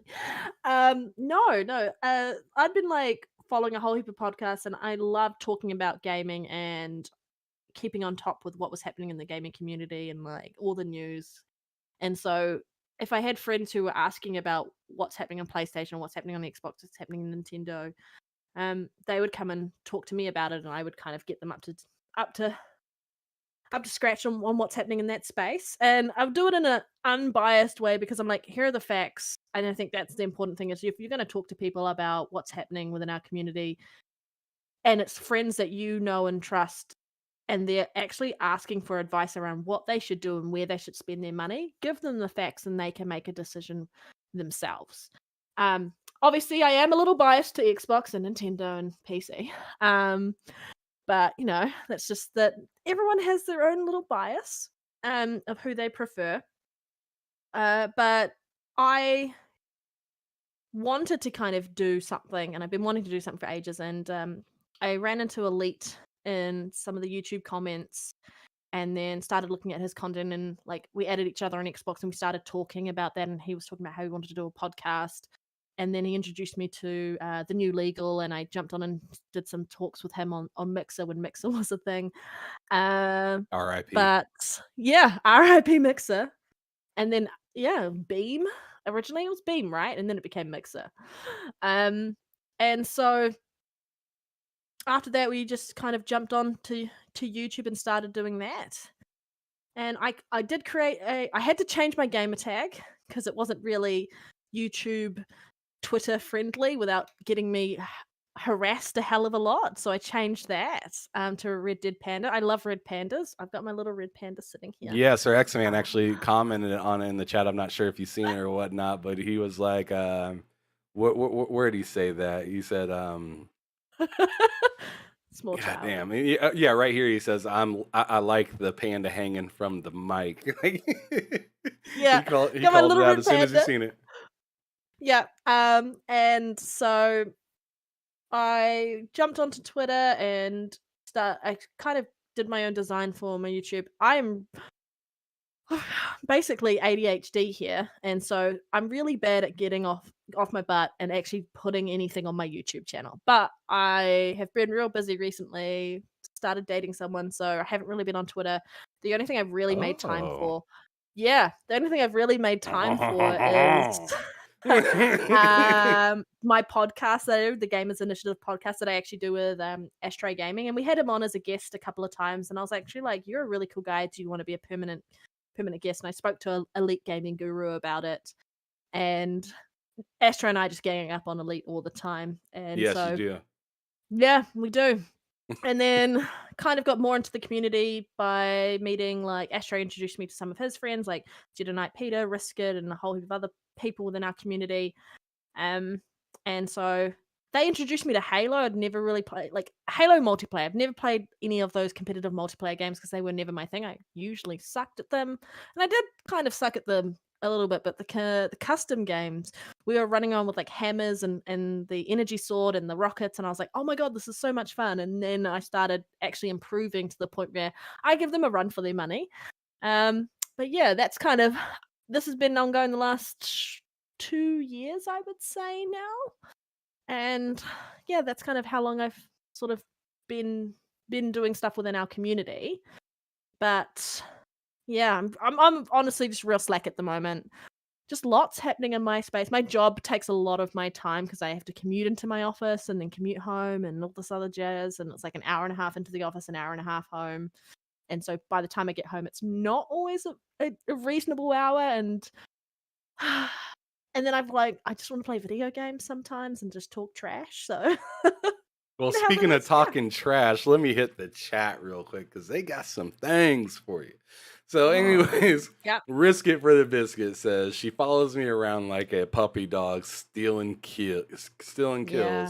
Yeah. Also, Panda, when you unlock your jaw, let me know. I want to have you back on. Oh my god, Oh, he's gonna have you that's back on the show. that's Yeah, that's because messy. the time he was guesting on our show, I had a migraine, and so they were like, "Oh, you've got lockjaw." Thanks. Appreciate it. No, not quite, but Lip Biscuit in the chat. Yeah. Yeah. We will 1v1 in Halo.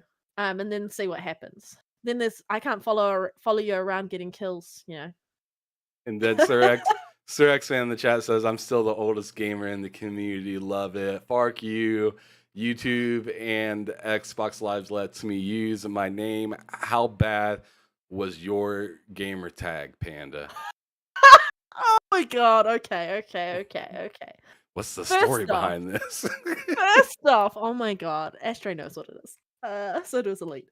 First off, I have to give a disclaimer. This nickname was given to me by someone else because I talk too much. And if you've ever watched my podcast, like the podcast I do with Astray and Elite, you'll know, and I get a bit ranty. Oh my god.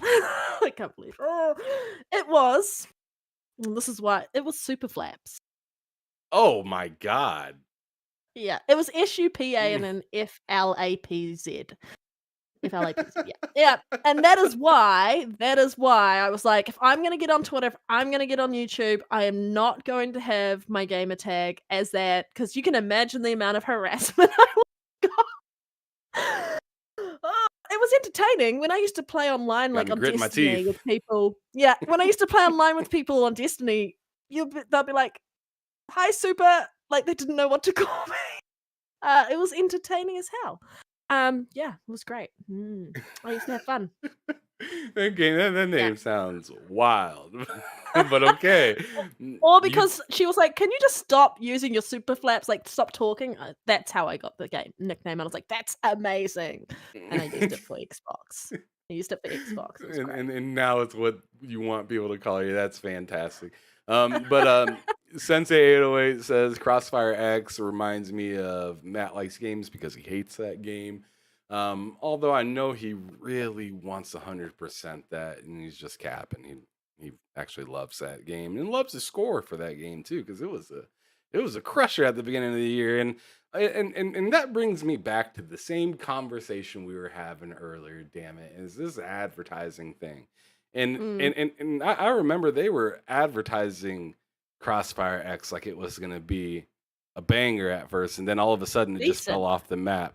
They did the same thing with Second Extinction too. They were marketing the heck out of that like that was gonna be cool, and then the game preview drops, and you're like, oh. It was clunky as hell, that in-game preview. There was that other game, that Ark. Oh, I don't know what it was. It was like a space station type game. I can't remember what it was called. And that released in game preview, and I was like, oh yeah, I'll give it a go. I uninstalled it immediately. It was awful. Yeah, so I mean, like, it's just like it's some of the things that they choose to market. Like, not only I felt like Crossfire X was under marketed, sure, but it also received more marketing than some of the games that should have got way more marketing, which is weird to me. And it's like, dude, why is Xbox trying to market these, like, I mean, no disrespect, but kind of mid games? Yeah. When you have like these like high profile dope games that you guys are making, that you guys have high anticipations for, and you're quiet about that, and it's as if you're trying to hold something up when it's not needing to be held up, and then saying, oh, you guys are fine though because everybody knows you guys are we don't need to market you. Yeah, I think I feel a lot of the marketing, and you were saying this earlier, is just for Game Pass. And I feel like after what Phil said, saying that 15% of what we're going to get through that is going to be through subscription services and so on and so forth, I'm like, well, then 15% of your marketing should be for Game Pass. The rest of your marketing should be for everything else. And so I definitely agree with that. I feel like sometimes they don't necessarily know how the community is going to react to games. Like, there are some games that have been not overly marketed well that have been amazing, and then games that have been overly marketed have been crap. And yeah, it's hit and miss. And I feel like maybe going out to the community and doing some more focus groups around like these games to decide whether or not you think this is going to be worth marketing. I'm not sure how they would do it, but like I agree with you that the games that they've been marketing haven't really been on point. I mean, some of the games have, but I feel like they could be doing a better job, and I definitely understand that they've kind of, this year's been real hard. Like, the games that they were planning on releasing have been delayed. And so they've kind of had to fill that in with some smaller indie games and so on and so forth. But there have some been really, really cool indie games. Like Tunic was so good this year. If you haven't played it, I do recommend playing it. Yeah, that was awesome. Tinykin, that tiny little game, that is so Tinykin's much dope. fun. Riding on the soap. It's so much. I'm like, when's the next one coming? Tinykin's pretty dope. It reminds you a lot of like Pikmin. It does, but it was just so neat and so easy to like pick up and put down, and like, and a game where you can like be playing around with, like, in a party with others talking about this stuff, and like, I had so much fun playing that game. And like, I feel like those games, even though it's an indie game, some of those should be talked about a little bit more. I know our community is talking about it, and some of the bigger games, they're marketed as third party, so not necessarily need any more marketing than they already do. Yeah, I don't know. It's just hard to look at what's been happening the last few years, in their marketing space. But I'm hoping that we're turning a page in that regard based on the floodgates opening for games next year. They need to do right by those games that are coming, because there are a lot of games coming. Yeah. Absolutely. You're correct. But to continue on with the chat, let me just grab a few more of these before we hop into the next subject. Let's see, where am I at? Oh yeah, Risk It for the Biscuit says, and after you watch her play, you can see why it's horrific. On my scoreboard, Risk It. Okay, all right. You mean where you're at the bottom and I'm at the top? Yeah, yeah. And he goes out to say that, I mean, I almost have to give her kills. Like he doesn't play. He's he handing never it to gets you. his kills. Oh, that's it. 1v1 Risk It. We're gonna end this. He'll ask me to play COD, and I don't have COD, so. Sensei That's on your 808, shout out to the homies out in Hawaii, like Two Big, Blind Giants, Sensei 808, Bango Mango, Speed Angel, all those dudes out there. Fantastic, a bunch of guys in the oh man, excuse me, in the You're Talk okay. Story podcast. Really cool dudes. He hops on and says, here in Demon Time, it's 7:20 at the time it was. It's 7:31 over there now. But that is, Damn. I mean, yeah, they're still in Thursday as well. Yeah, So it's 7:20 or 31 at night. yeah, on All right. Thursday.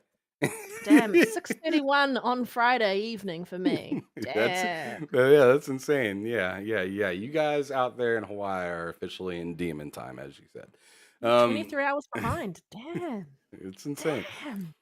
Almost a whole day. But Mhm.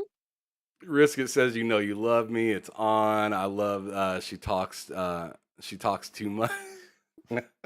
So he's like he's like being nice We and love a each dick other to you at the really. exact same time. Yeah, And we that's love a each other really. I that's a troll him in perfect his own friendship right there. podcast. Yeah. That's a yeah. great friendship right there. That's if somebody's talking positively but kind of hitting you with a little bit of that snide a little bit. I mean, usually 9 times out of 10 it means they're pretty good. Yeah. Yeah, we Fark You says, this is an awesome name. Respect for telling us. It's nearly 5:30 a.m. here, and I'm laughing my head off. That's freaking awesome. Super flaps. So I make the joke when like we're playing Halo and people are teabagging. I'm like, it's a flap slap for the females out there. We're just doing a flap slap. Yeah. Oh my god, that's just I don't even know where to go with that. I don't even know where to go with that. But anyway, Sir X Man says, I don't know why Microsoft doesn't talk about Proteus. That game is outstanding.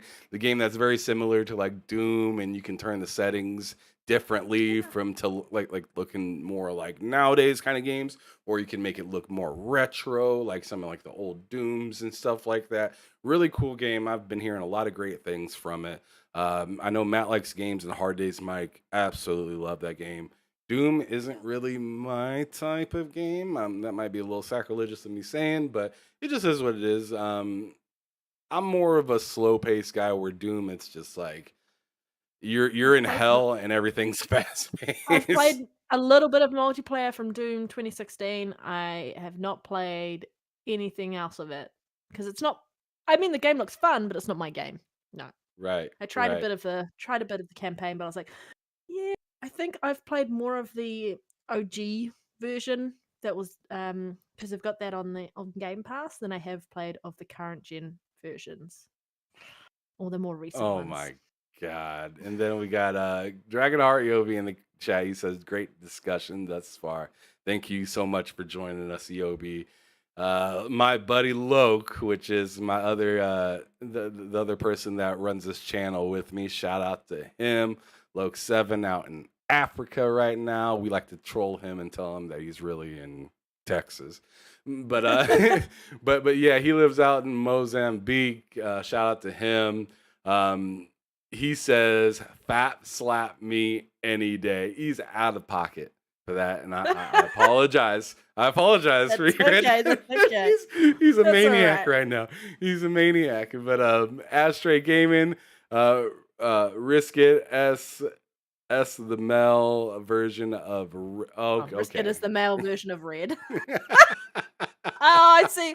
Astro, I think we're gonna have a conversation after this podcast. After Oh the show, my I think God. we're gonna have a conversation. Yeah.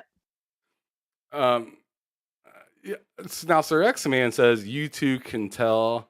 You two can tell have never played any Unreal Tournament, and that's not true. If you're asking me if I've never played it, I've owned that game on my PC back when I had like a Windows 98. like I remember Unreal Tournament being available only on Xbox. Once it came to consoles, I believe it was only available on Xbox. But I played that game on PC, and that game was phenomenal back in the day. This came out in 1999. I think I was like 8. 7 or 8, I would not have been allowed to play that.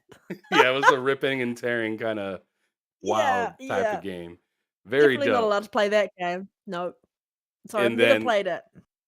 thank you, Sensei coming to the rescue and saying, "Hey yo, low, chill. Bruh needs to chill." And then what's up? Oh my God, super faps. Hello, Uh, hello, Panda. I'm back. is that Fuck You who's done that and changed his emblem to super flaps? Oh my god, I love it. I love it. Great. Great to see. What the hell is going on in my chat right now?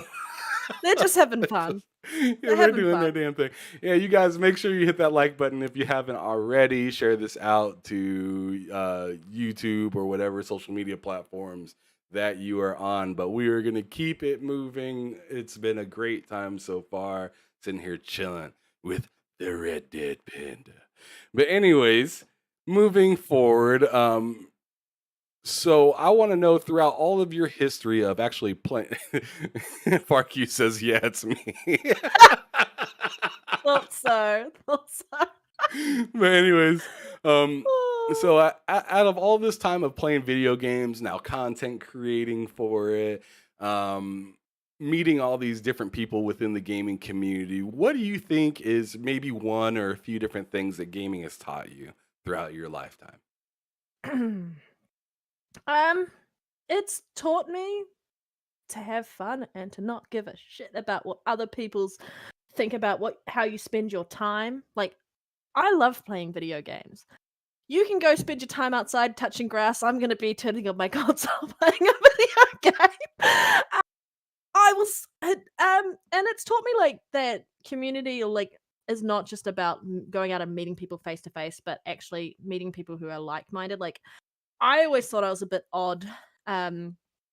How I thoroughly enjoyed video games more than anything else. Like I wasn't really into all the girly stuff that all my other friends were into, and I found a community that I could be myself and be my whole self and that people would just accept me and that I could talk video games about and not be judged for that. So that's what I've really found is like you if you find your niche and your people, they're not going to judge you for it. And that was one of the biggest things around that. What else? What else has it taught me? I don't know. It's kind of just really good at like figuring stuff out, like puzzles and other stuff. Like I'm really like because you're so used to having to like look at a puzzle, look at a situation and try and figure it out. I can really look outside the box and look at it from another angle and I'll be having conversations with people and they're like, I don't know how to do this and I don't know how to do that. And I come out with this out of field comment and they're like, I never thought about it that way. But you kind of have to do it in gaming. And like playing Portal and stuff, like you can't just look at it as this linear thing. You really have to look at it from both angles. So that's something that's kind of taught me like even though you're playing video games, there are real world applications that gaming will teach you to venture out into. Even like troubleshooting. Have you tried turning it on and off again? Such a helpful feature. um I don't know. That's a hard question to answer, but like yeah, I guess the biggest thing was just in gaming, be yourself and don't be be unapologetic about it. Because there are always going to be people that want to bring you down, and there are always going to be people that are going to be there to support you. And just enjoy what you're going to enjoy, and don't care about what the masses say. If someone tells you that you should enjoy this game and you play it and you're like, I don't enjoy it, you don't enjoy it. Find another game you do enjoy. And I think that's a huge thing about that, is we all have our different preferences, and don't let anyone tell you how to be tell you what sort of gamer you should be. Yeah. Yeah. Absolutely. Mm. Absolutely. That's a wonderful thing to take away from gaming. Loke is in the chat being messy. He said, "Is that Rocket Raccoon's decapitated head next to It's a Red Dead panda. Panda's gaming's It's a microphone?" panda. Raccoon. Oh man, that's fantastic. Oh my god. But I want to hear also what has been one of, if not the most memorable moment you've had within gaming as a whole. As a whole. Okay. All right. I think one of the most memorable things would have been when I played Fable 2. Not Fable 2, sorry. Mass Effect 2. I'm looking at a Mass Effect like helmet on my desk and thinking Fable 2. No, Mass Effect 2. Fable is on your brain. I love Fable. I love Fable so much, and I'm like, when is it coming out? But like, it's probably one of my most. It's one of my biggest favorite franchises is Mass Effect, and when I played Mass Effect 2, just the idea, like, I played role playing games, but I hadn't really invested in a game where you actually care about the characters so much that you really don't want to mess up because that character is going to die and they're not going to be coming into the next game. And that was one of the biggest things. Like, you felt like you were part of that crew living that story. Like you were Commander Shepard and you had all these characters that you kind of had to like cultivate all these relationships with. And that game just really kind of I'd never had that. I'd had that in movies. I had that in TV series I watch and reading books. But to get it in a game where I just felt completely connected and like when you felt those losses, like especially Mass Effect 3 was real sad when like spoiler, Morden Sith, well like Morden, whatever his name is, dies. I was like, oh, and then I thought Grunt was gonna die next, and I was like, I don't want to play this game anymore. Because I was so invested. I was like, I can't take this heartache. And like when you're like cry, like I was just being a girl for once, and I like cried when like Morden died, and I was like, oh my god. But like I had never had a franchise or a game impact me so significantly like Mass Effect did as a whole, and that would have probably been one of those massive things. Like Fable loved to ends of the earth, but like it was just a different level, and like BioWare to do that and cultivate that story, and then BioWare's B studio to do Andromeda, and yes, Andromeda's a good game, but it just didn't hit hard enough. And now we've got the next Mass Effect where we've got Liara kind of shown as an older like matriarch, and so it's just the anticipation of hopefully being able to get BioWare to come back to where they were when they released 1 and 2 and 3 of Mass Effect is kind of that sort of game was, I feel like, genre defining around those story driven, choice driven, good versus evil type decisions around that. But I still wait for a game that like will actually solidify the good versus evil decisions around if you choose to go down an evil path, you're actually going to have this really different ending versus like even though you might have played Renegade and Mass Effect, the overall outcome was you were a good guy and you were trying to save the universe. You just might have done it in a more of a cutthroat manner. But we don't have a game where you can play prominently good and you can play prominently bad and have completely two different outcomes, and you might become the big bad at the end of the game versus trying to stop the big bad in that game. That's why I want to kind of see the next iteration of those sort of styles. But that game was just so impactful and blew my mind that I could be so invested in video games. I've played that franchise. I don't want to say how many times. A lot. Yeah. So here's my question to you then. If they announce that on Saturday, if they announce today that on Saturday, the new Mass Effect is coming out, and the new Starfield is coming out, Mass and they Effect said hands you down. can Don't only even buy. ask me. Damn. Mass Effect hands down. I don't care. Starfield can. I don't care. I don't care. I love Mass Effect that much.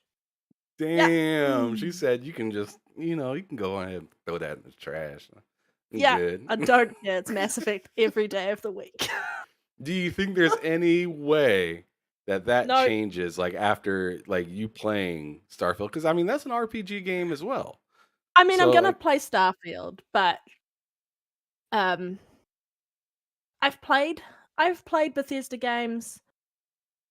and I still have never been that invested as I have. And I love Dragon Age, and I feel like they do a really good job of that. Like I don't know, space genre or space opera or that type of just draws me in more than like standard fantasy does. Sci-fi, more of a sci-fi than I am fantasy. I mean, I love fantasy. Like The Expanse. Have you ever watched the show The Expanse? Brilliant. But yeah, I will play Starfield, but Starfield inherently is still the brainchild of Bethesda, and like it's Fact. still Bethesda through and through, and it's still going to be a Bethesda game at the end of the day. Whereas I feel like BioWare is still BioWare, and it's different. So I'm gonna enjoy Starfield, but Mass Effect. Mass Effect all the way. She said, Yeah. move out the way. Shepard's here." Yeah. All right. That's interesting. Um, so, so I'm actually a little interested as well in what you don't like to play that much. So, I mean, one Mm, thing that you said that you enjoyed as a kid earlier is RTS, real time strategy games, yep. right? So we can Mhm. take that one off the table. Are you big into like the way I like to paint this picture for people is if you were to walk into a store and it's like built like a Best Buy to the sense of how they do their music sections, because like when you go into the music section of like a Best Buy or any kind of electronic store, for the most part in the music sections they have it labeled by genre. It's not like Mm. video games where they just have just vomit just on the walls or whatnot. So I mean, I think honestly that video game stores should take this idea and actually run with it, like RTS games I over agree. here, this over there, and that would be great. But like, I want you to act like you walked into a store and you've seen games by genre laid out. What's the last genre that you're gonna go look at? Oh, okay. I'm wondering if you're gonna say sports. That didn't even cross my mind. That didn't even enter my mind. Now it is though. I don't play sports yet. I mean, yeah, I don't. But I think I'm more likely to look at them than I am to look at like how would I describe it? Okay, it's platformers for me. Like I just me and Oh, so you'd rather platformers play a sports not. game than platform? It's because I suck at them. Horrendously bad. Like, I did play, which I know is kind of like a platformer mixed in with I'm trying to think of what it's Will of Ori and the Blind Forest. Okay. Oh, that was hard. I finished the first game. I don't know how I finished it. I died like over 600 times. It was excruciatingly painful, but the game was so beautiful I kind of just kind of put up with it. Like I'm partway through Will of the Wisps and I've got to this point where I'm like I can't do it and I'm not gonna die another 600 times trying to do it until I figure it out. I've kind of left that a little bit. But yeah, it's just I guess it's because I just have a memory of not being good at them from the NES that it's kind of like stuck with me as a bit of a stigma throughout all of my gaming that I've done where I have never really played a lot of Mario games because of that platforming element to it. Crash Bandicoot, never really played that because of that platforming element. And like even when I play like Guild Wars 2, they've got the jumping challenges and it just reminds me more of platforming and I'm like, nah, not keen for it. So I kind of avoid those games like the plague. There are Wow. some that I will play if they're easy enough. But yeah, that's kind of that. And I sometimes play roguelike games, but even then they're so repetitive, like I get bored of them. So I won't sit there and do it. Even I though I get like a bored of game where roguelites I hard. So I hear you. yeah, yeah, but I enjoy a grindy game. Like if I'm grinding for gear and like Destiny, or if I'm grinding for gear and Diablo and like all of those games, that's fine. That's different. But when it's like a roguelike game, no, no. Yeah, I think I'd rather play a sports game. I would rather, and even then I won't really enjoy that either. it's a bit of fun. Like if you're playing with other people who can't play a sports game and you can't play a sports game and you're both absolutely horrendously bad, all you're doing is laughing at how bad you both are and you're having a wow of a time anyway. But yeah. Well, FarQ in the chat says it's RTS for him, just doesn't do it for him. And I'm kind of curious, the rest of you guys in the chat, is there any type of genre that you're just like hard pass or just not really exactly in love with? For me, it's turn-based for the most part. And I know this sounds goofy because I'm playing Persona right now, and I'm almost 70 hours into Persona as of right now. So I can understand that, like, it sounds like I'm just talking and whatnot, but I'm a person that hates like the original Final Fantasies, like 7 and like the earlier ones that are like turn-based. Like turn-based to me, it's just depends like on the turn-based game for me. it's a fact, and it's the same thing kind of for me as well. Like, for instance, like turn-based game that I love is South Park Stick It True, South Yes! Park Fractured Fractured Butthole. I Butthole. loved those games, and the only thing that can carry me across the finish line with the RTS is the story. If the story sucks, if the story is okay but not good or not great, I'm probably not going to play it. Did you play Warcraft then? Like Warcraft 2, Warcraft 3, or any of those? No.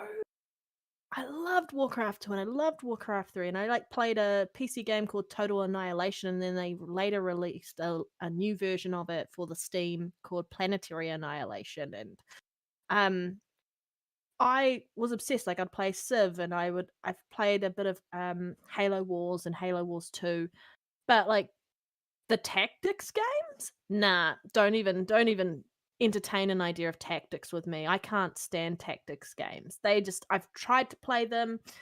I just don't have the patience at all for it to play a tactics game. So I tried Gears Tactics. I tried that something 01. Oh, I'm trying to think of some of the other tactics games that have come out recently, and they're just nah.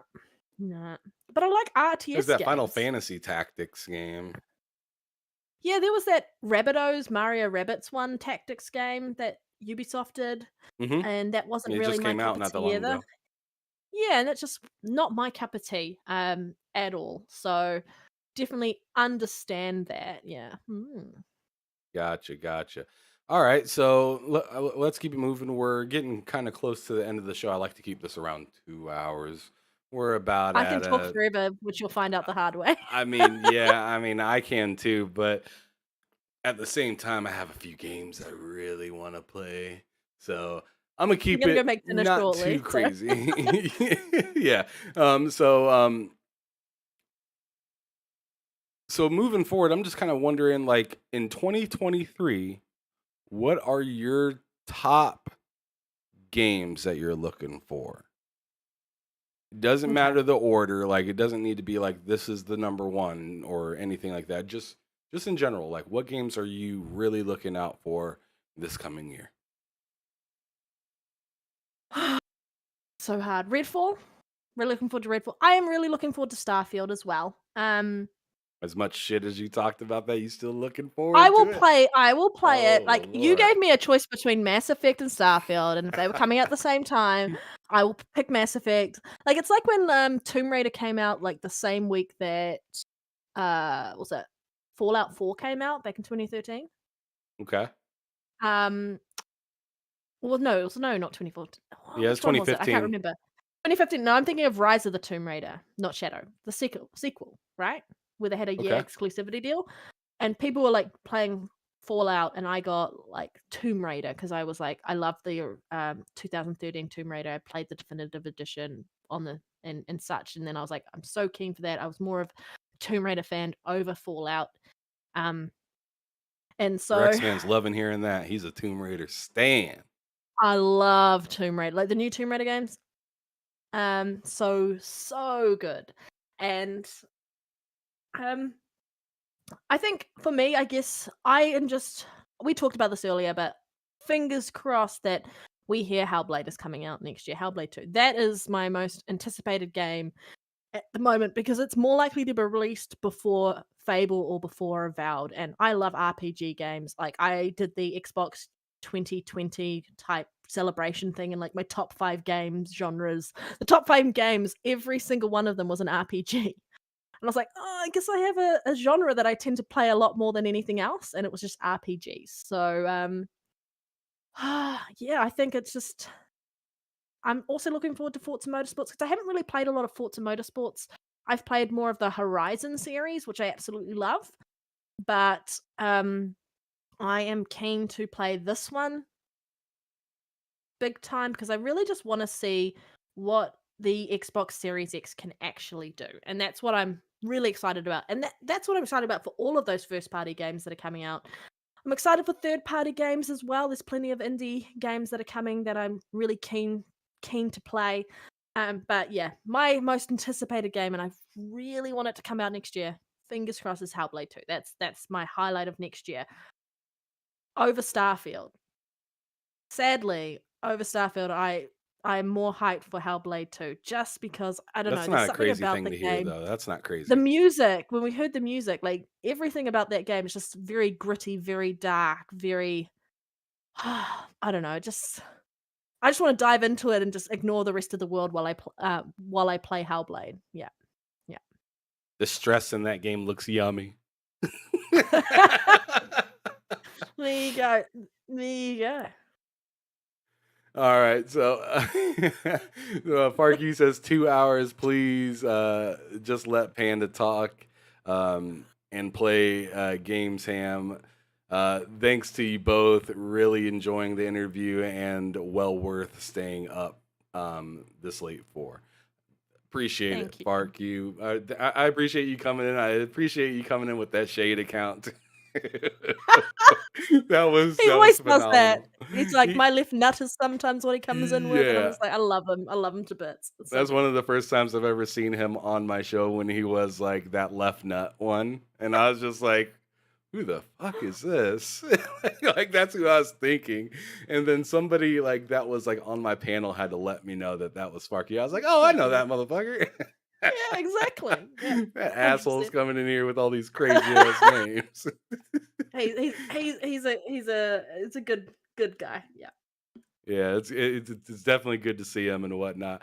But now I want to know like this year, like what were your top? And this one I want you to list kind of in order. So top 3 games that you played this year, and they don't have to be games that were made this year. Just top 3 games that you've played this year. Oh, top 3 games I played this year. Oh my god, I've played so many games this year. Me too. Tunic would be Tunic. I thoroughly, absolutely enjoyed the hell out of Tunic because it just felt like Zelda. Fair but enough. way harder. Like the amount of the lack of any telling you like how to do anything in that game, it was entertaining as hell. Oh my gosh, what else? That's one. What else have I played this year? I can't even think. Played so many games. I uninstalled so many games. I'm gonna have to like check at my list. Give me a second, guys. I'm just gonna go on to look at my list of games that I've played that I can't even think of. It's been insane. Okay, Xbox. Yeah. Open the app and it'll tell me my answers. There you go. Okay. I mean, There that'll you tell go. you right away. Oh, so bad, so bad. Okay. Why can I not find it? Achievements. There we go. So just to kind of you got it? Okay. I think. Funny for this. Tinykin. Some reason I like little indie games. They're just little thing. Sniper Elite 5. Wow. That's in the Sniper top Elite 3. 5. Yeah. Tinykin and Sniper Elite are gonna wrap it up for you. Yeah. I've never played a Sniper Elite game, and then that came to Game Pass, and I played it, and I was like, "This is so much fun!" Just like, yeah, graphic, and like, there's been a lot of other games that I've played. as well. Like I'm enjoying A Plague's Tale. What else have we got? I played a whole heap of Power Wash Simulator this year. Oh no, just because I could, but not a favorite game. Guardians of the Galaxy was really, really good. I only played that this year as well. Okay. Really bad. Well, it came out at the end of last year, so it's whatever. Yeah. That makes sense. And yeah, it came on the Game Pass, what, in like February or March or something like that? I think it was March that it came to Game Pass. Something like that. That was pretty cool to see. I was big. I was extremely behind that game after it came out. Before it came out, I was like, this is gonna probably be like another Avengers. And I mean, I was very much in line with a lot of the other like group thinking with that one. But Can I yeah. also say my least favorite game this year? Oh, absolutely, do it. Bug Snacks. It was fucking awful. It was horrific. If you like that game, there's something wrong with you if you're not a small child. Oh, that game was horrific. Yeah, I had that game downloaded for a couple hours and then I deleted I it. did too. I played it. That was on PS5. Uninstall. Yeah, it's just not it. It's not it. I don't even understand how to describe that game. I had lost so much respect in all the people who were like talking about how good this game was just because it was the only game releasing at the time on PlayStation and it was like launching on PS Plus or whatever it was. It didn't launch, it came out like a little, I can't remember actually, but they were like saying this game is good, and I'm like, have you ever played a video game before? Because it is not a good game. It bored me to death. I fell asleep partway through playing it and then woke up and I was like, yep, uninstalling you. And gone. And I like to go for achievements. And I'm like, this will be an easy game to get achievements. No, fell asleep playing it. Fell asleep playing it and woke up and uninstalled it. That's some disrespect, right? Reality. She said, I ain't got no time for this bullshit. But yeah, exactly. But on to one of the last 4 questions. What 2 games that are dead IPs right now would you go back and reinnovate, bring back, and make it its finest that it's ever Diddy been? Kong Racing. We were just talking about it earlier. Yes. I want that game. Just talking about it, like I was like, I forgot this game existed and how much I thoroughly enjoyed it. And I'm like, Crash Team Racing and like Mario Kart can just go skip it and let's have this they can drive game off a cliff. I love that game to death, and I really want that to have a revival. Another game that I really want to be revived. Oh, that's hard. That is really, really, really hard to say that I want it to be revived because, like, so hard, so exhausting. Yeah, fair enough. That's what I was laughing at. Just yeah, I just read that out. I was like, yeah, that's great. ass snacks. For me, I'm trying to think of some of the games I used to play. I think I would really love Need for Speed Underground 2. Oh, I feel shit. like that game, and I feel like what they have done with Need for Speed franchise, they've killed it, and they need to bring it back to its roots. And that game really needs a revival. I mean, it's really hard when you're looking at what Forza Horizon does in that space, but I think around like having the boy racer scene and all of that jazz, I think there is a market for that game to have a really big revival and like bring it up to modern day with all that amazing music and all of that. I think those 2 games I would be very happy. I like racing games, so I've chosen 2 racing games apparently. Yeah. I would. No, like you're that. right. I mean, the grittiness that was back with that Need for Speed Underground 1 and 2, the Midnight Club music. series Yeah. with like Dub Edition and stuff like that. Like the game just felt like, I mean, maybe it's not like wanted by the masses. I don't know if it's the masses or just those people that want to point and say that isn't good for for people to play, but there's something about like that thugged out driving kind of feeling that you get where it's just Yeah. like the world is mine, it feels like, and like I'm gonna Get bump off my everybody road. I'm out. gonna Yeah, drive here. yeah, exactly. Like get out of here. Like you're done. You're done. The race Yeah. is won by me, and I'm gonna wreck you. Yeah. Like Yeah. every single chance that I get. But like the music that Oh, came with that game, like I remember what was that girl's name? Oh man, I'm trying to remember. It's not Jessica or anything, but she was on Need for Speed Underground. I'm trying to remember what her name was, but she was like like super crazy good looking model or whatnot. yep. But like you know exactly what I'm talking about.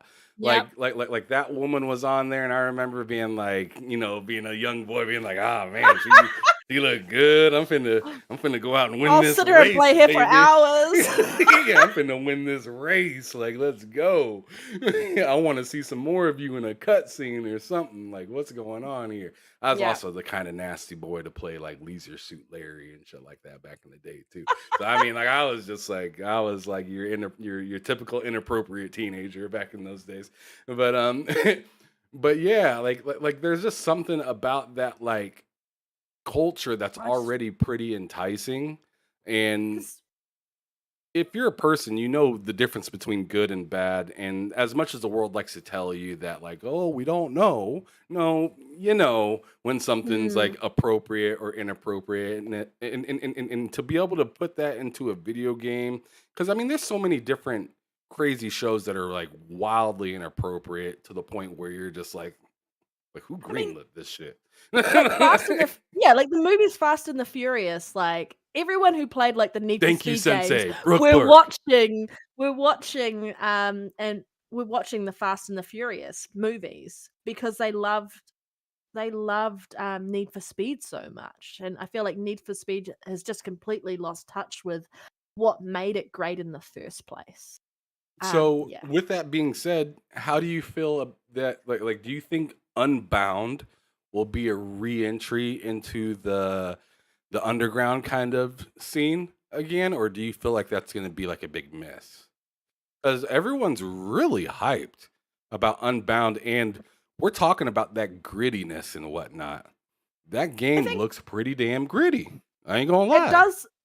does look gritty, but I'm also just like, if they can execute it and it gives me that same the same like feelings I got when I played those Need for Speed games back in the day, the underground games, and even Most Wanted still had that grittiness to it, the original. Um, if it can do that, then yeah, I'm willing to kind of just say, yep, you're back to doing what you do good, as now you just need to stay consistent in that space. But if I feel like it's kind of let itself down, then I feel like they really need to go back to the drawing board and go back to the grassroots and have a look at Need for Speed and it in its heyday and go, how can we bring it back to its heyday? Yeah, hopefully, fingers crossed, it will. I'm always optimistic about games, and I always give them the benefit of the doubt and hope that they are going to live up to the hype and live up to what marketing says that this game is going to be doing, and all of that jazz they talk about. And then when you play a game and it lives up to that, that to me is a great game. But when you play a game and you're like, it feels a bit hollow, or they're just missing the mark in it in so many ways, Or that's yeah, always a yeah, yeah. hard Like when thing. it's like, what direction did you take this? Because I'm not following. Yeah, I'm not following. Like, yeah, yeah, and it's just hard. And I'm just like, gaming isn't. I feel like back in my day, yeah, gaming isn't what it used to be. And I mean, like, the way games were made, and like, I don't know. It just if they can pull it off with this, then I'll be happy. Um, and I'll just say, yeah, keep doing more of this. But if they can't, then I'm gonna be like, go back to the underground days. Like, people want that style of game where they can do that, because we aren't all going around souping up our cars to make them look like that anymore. Um, and so it's just nice to kind of live in that fantasy world and do that. And the Facts. photo mode and all of that jazz, living in video games at the moment. I think it's a massive market for people to kind of like really be proud of some of the designs that they've come up with and the way they've modded their car and like spec'd it out and everything. Yeah, I hope so. Have you? Is it out yet? Unbound, no. Unbound comes out in December. In December. Mm-hmm. Oh yes, 2nd of December. I hope that it is amazing. I really do. Me too. I want it to be amazing. I want that actual vibe that we got growing up playing those Need for Speed games. And if it doesn't do that, I'm going to be extremely disappointed. Yeah. Yeah. See, I'm not gonna buy it day one, but I do know some Nah. people that will buy it day one. And what I want from those people is to make me feel like I'm missing out. I want that FOMO. Yeah. Give me Yeah. that FOMO to death. Like, make me feel like, yo, like you made a mistake. Like I did with like I did with Guardians of the Galaxy. Like when that game came out, I felt like I made a grave mistake because I was dogging that game. I was like, I ain't playing this joint. Yeah. Me and Loke in the chat right here, the brother that's on the podcast with me here, which we have a show, Your Day, which is on Friday. It's not My quite Friday Saturday? yet, but yeah. It's gonna be your Saturday actually. But he told me, yo, dude, Guardian of the Galaxy is gonna be a hit, and I was just telling him, nah, man, this game looks like the way that they like marketed it just didn't seem that great. I guess you had the what came off Marvel's Avengers, right? And everyone had that in their mind, and they were so disappointed with that. And then you're now seeing Guardians of the Galaxy, and then when they showed it, there were a lot of like stuttering issues with the actual gameplay. It didn't look well optimized. And I agree. And the only reason I actually gave it a shot was because of some of the people I respect in the community consistently talking about it. But I didn't buy it day one, and that's what I'm finding now is I'm not willing to buy a game day one anymore without, I guess, listening to people that I respect tell me if it's worth putting money down or not. And so I'm kind of okay with games releasing day one on Game Pass, because then I can try it out, and then if I really like it, I will buy it. But yeah, I'm no longer buying games day one like I used to, unless it's like some amazing collector's edition where I need to get all that content. Like an easy Or like, W. yeah, or like a figurine of some degree. I like my figurines. Like I bought the Mass Effect Legendary Edition just so I could like the version which had this lovely guy in it, just so I could get the helmet. Just That's for a the dope helmet. ass helmet though. It is, and it like lights up if you want to be Renegade or you want to be Paragon, and like I had to get it because I'm such a Mass Effect fan. And so I spent my money on that. The only sucky thing was it didn't come with the game, so I had to buy the game separately. That's crazy.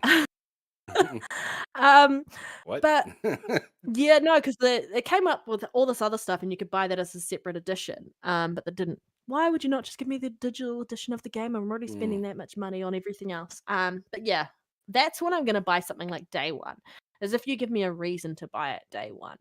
Yeah, and games haven't been doing that. In fact, they've been like, let's wait for a couple of weeks or a couple of months after the game releases, once they've kind of ironed out all the issues before you are going to buy it day one, and you're actually going to buy it later on at a discount and actually play the game as it was intended to be played and should have been intended to be played on day one when everyone bought it when it first came out. Yeah. Fantastic. All right, so I got two more questions for you. One's kind of long-winded, and the second one's more We'll see. chill. Yep, But go for it. the first question that's compounded is going to be what frustrates you about gaming, and if anything, and then on the opposite end, what's a dream come true? Okay. What frustrates me about gaming? Every game having a day one patch. Every game, except Sea of Thieves did a great job. Someone pointed out, hey, why the day one patch that releases, why don't you give the people who log on that day one, get that actual day one eye patch? That was funny. And so I logged on day one, installed my day one patch, and then got given an eye patch that had a number 1 on it, just to kind of take just a good joke. And a day one patch. It kind of annoys me. I understand why they do it, but it's real frustrating. You install the game, you have it ready to go, and then you turn it on and like, you've got to install a day one patch, and you're like, what the hell? Why? I've already installed the game, and now I have to wait longer to download and install that. That is frustrating to me. Yeah. That's a fact.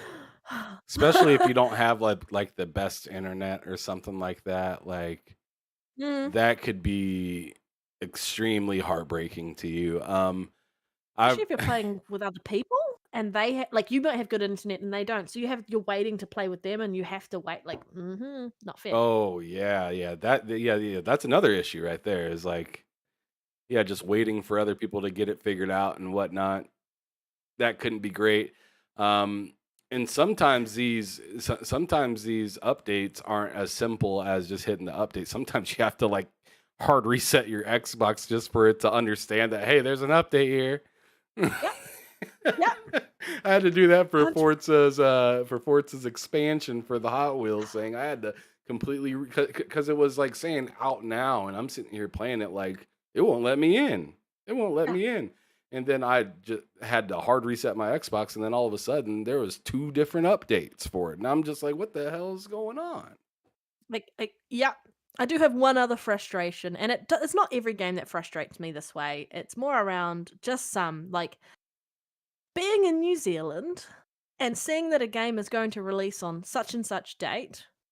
Real frustrating when it's good when the servers go live first here, because the date, like we get that date first, but like when you have to wait till the next day to play a game and you're like, even though in your time zone it releases on the 18th, but it's technically going to release on the 19th because of the time zone difference, that really frustrates me. And it's not much, but I'm just like, I want to play it first because officially it's my date now. And yeah. So sometimes it's fine where you see people going, I'm going to change my Xbox to New Zealand so I get to play it first based on when the servers go live. But other times it's like, I have to wait till tomorrow to play it when I want to be playing it right now. Yeah. America. Also, yeah, exactly. Yeah, it's just like, yeah. I'm just like, mother. Yeah. So that's the other thing that frustrates me. What was your other side of that? What's something I absolutely love about gaming? No, dream come true. A dream come true. Dream come true for gaming. Oh. Whew. I don't know. I think for me, for dream come true in gaming, it is the amount of exposure that indie devs are now getting. And there I feel like a driving force around progression in the gaming industry around new gaming mechanics. And I feel like they're working on little things that no one else has thought of. And yes, it might be real niche, but someone else is going to see that and take it and run with it, and it's going to make it massive. And I feel like they're doing so much in the indie space that it's very much impacting some of those big AAA studios who kind of just do rinse, repeat, copy, don't really innovate that much. Whereas indie devs, they kind of have to innovate. They kind of have to show why they're different to what's already out in the market. And whether it's a small scope game or a mid-sized game or a bigger scoped game, innovation, and some games feel very stale and some games feel very samey. And it feels like sometimes we're getting to the point where what next are we going to come up with? I feel like they're the ones really driving in that innovation around changing how we game in future and such. So I guess that's my biggest thing is like they're really coming to fruition and around the amount of spotlight that's being shown to them. And if you are a gamer, you definitely need to get involved in playing indie games to really expand your horizon and not just stick to your Call of Duties, because you aren't really understanding how amazing gaming is. Like people who just play GTA, there are so many things out there that you could be experiencing, and that's what I think. So many people are like, gaming is violent and this is what causes people to do this and this.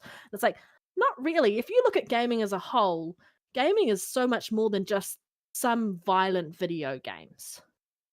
And not everyone chooses to play those. Those are niche. There are so many different things that you can be experiencing and have so much like bigger impacts on the rest of the world. Like even like HoloLens that started off the way it did, and we saw that Minecraft demo with augmented reality, and now it's being used in the health industry. And it's like, I don't know, innovation within gaming is quite impressive, and just watching that happen, it's always sort of a aha moment, sort of mind blown type thing. Because this, yeah. Got it. All right. Well, that's pretty solid. So we're pretty much here at the end of the show. And one of the things I want to definitely do is I want to thank you so much for coming on to the show, making time for me, being willing to adjust a little bit and kind of meet me in the middle on a time Yeah. on the time slot. Because I mean, for hard, goodness sakes, hard it for isn't us. easy. It It is. wasn't It easy. really isn't easy at It- all trying to get everything figured out with Thank our you. time differences. There are so many podcasts that I have wanted to guest on, and other YouTube channels I wanted to guest on, and I can't because it's like middle of the night in the middle of the week, and I'm like, I've got to get up for work, or it's middle of the day while I'm at work, and I'm like, I just can't call in sick today. I've got so much on, and so I'm glad that we had a chance to kind of talk that out and find a time that worked for both of us. So I just want to say like a huge thank you for having me on, and like I've had a blast. It's been fun. Yeah. Yeah, it was a good time. A lot of fantastic people in the chat. A lot of interacting going on, goofy things being said, and then goofy profiles coming in to stir things up. Um, but I seen Loke earlier put out a thing in the chat saying that he would like to get you on the podcast with us for bullsitting, and Ooh. that kind of goes a little bit near your time for your podcast on Friday. Yeah. So I would like to do that, but also give you an opportunity to I want to give you the opportunity to participate with us and kick it with us and be on the podcast, but I also want to be mindful of your time and when you need to be on to your next podcast. So let's talk in the DMs and whatnot, figure out the Yep. exact times for your podcast towards and how it's going to combine with ours, and maybe we can Yes. make the switch over smooth and comfortable for you. Yep. Not that we should rush our podcast or anything like that, but No, never but rush. more or less like the things that we like to do in our podcast, maybe push them closer to the earlier part that Mm. we like to have our like every single guest that we have be part of, and then maybe talk about some things that you don't have time to stick around for in the latter half. So Loke, if you're listening to me, write that down.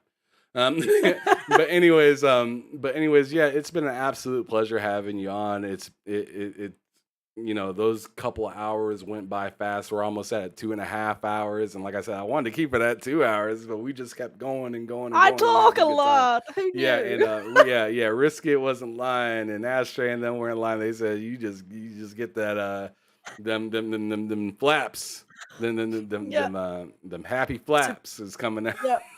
Yep. Wasn't But lying. but before we leave, one last thing or one of the last things I want you to do is to go on ahead and let everybody know where they can find you and whatnot. In New Zealand in the future, and the winning lotto numbers are. No, I'm kidding. No. I'll get out my pen and paper right now. Let's go. Okay. I wish I had them. But you can find me on Twitter at RedDeadPanda, and it's got the number 1 on the end of it. You can find me on Xbox Live, RedDeadPanda 871, and you can also find me on YouTube at RedDeadPanda Gaming. But yeah, that's where you can find me. I'm also on the Gamers Initiative podcast. I think we're adjusting it out half an hour later, so it's going to be half an hour later than usual. Moving forward, just to line up for all of us, because we've got like 3 people all in different time zones on the podcast, and Messy. yeah, it is a little messy. It is a little messy. We're missing this week. It's been a very light week for news. Really light week for news, so we're gonna double It's up because of God of our. War. Everybody just moved out the way. Yeah, exactly. I mean, hey, kudos. It did well on the score, and kudos to those Sonic was the who are only playing it. tough enough, person to be like, you know what?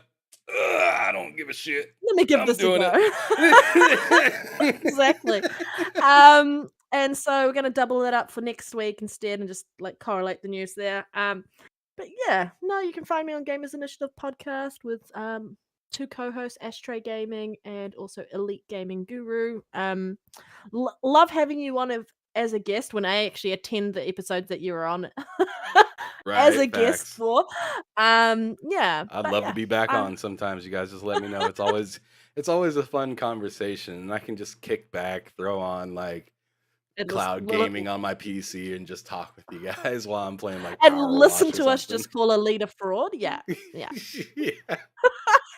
That's one of the best parts is dogging on the person's channel that we're on. Exactly. Yeah, exactly. You just gotta jump in and just Elite's a fraud. Yeah, yeah, 100%. All right, so the very last thing I'm gonna have you do is what I have every single person do at the end of every episode, and that is I want you to describe gaming in just 3 words. Mm. You know, I saw this earlier and I was like, I don't know how I'm gonna do this. um, whew, so hard. Okay. Oh, We can so run hard. together or be separate. Oh, okay. Just because I love this, I'm just gonna say, uh, just if you've read this book, you might understand. But I guess it's because of the games that I grew up playing, like Ready Player One. Have you seen that movie? Have you read the book? Mhm. No, I haven't read the book. That I just seen the that movie. you haven't read the book? The book's so good. There's another one coming out, but like for me, that was gaming. Like your player one. That's how I grew up. Like you had player one and player two, and I feel like gaming is always going to be that for me of that Ready Player One type thing. Um, it's embedded in my mind forever.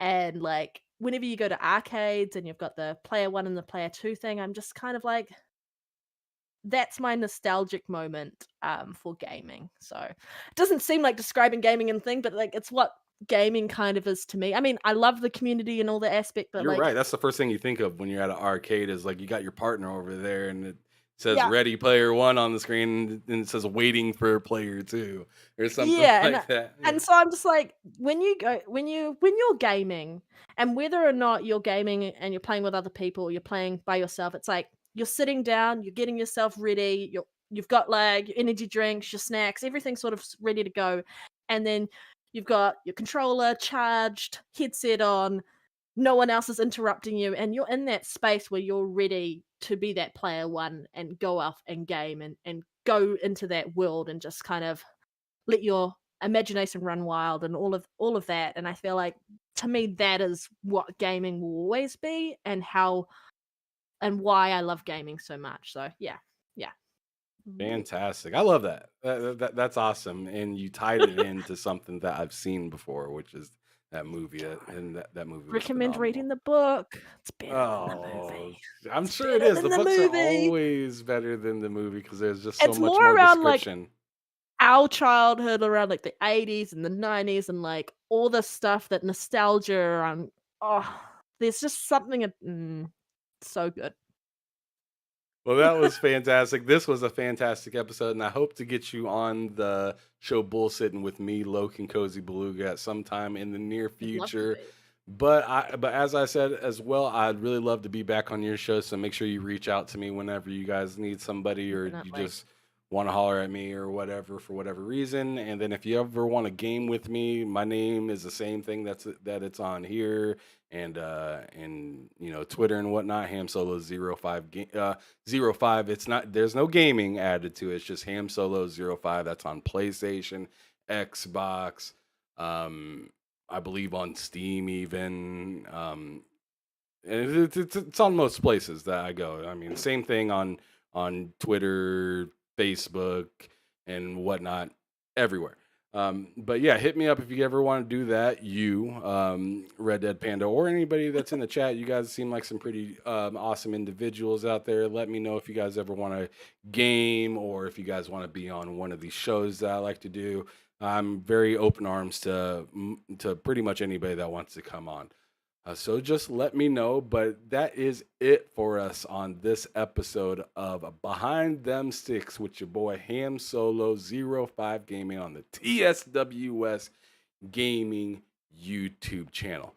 And as I tell everybody, every time, every episode before I leave, is y'all out there, make sure that you're keeping it gaming or you're keeping it moving. Peace out, y'all.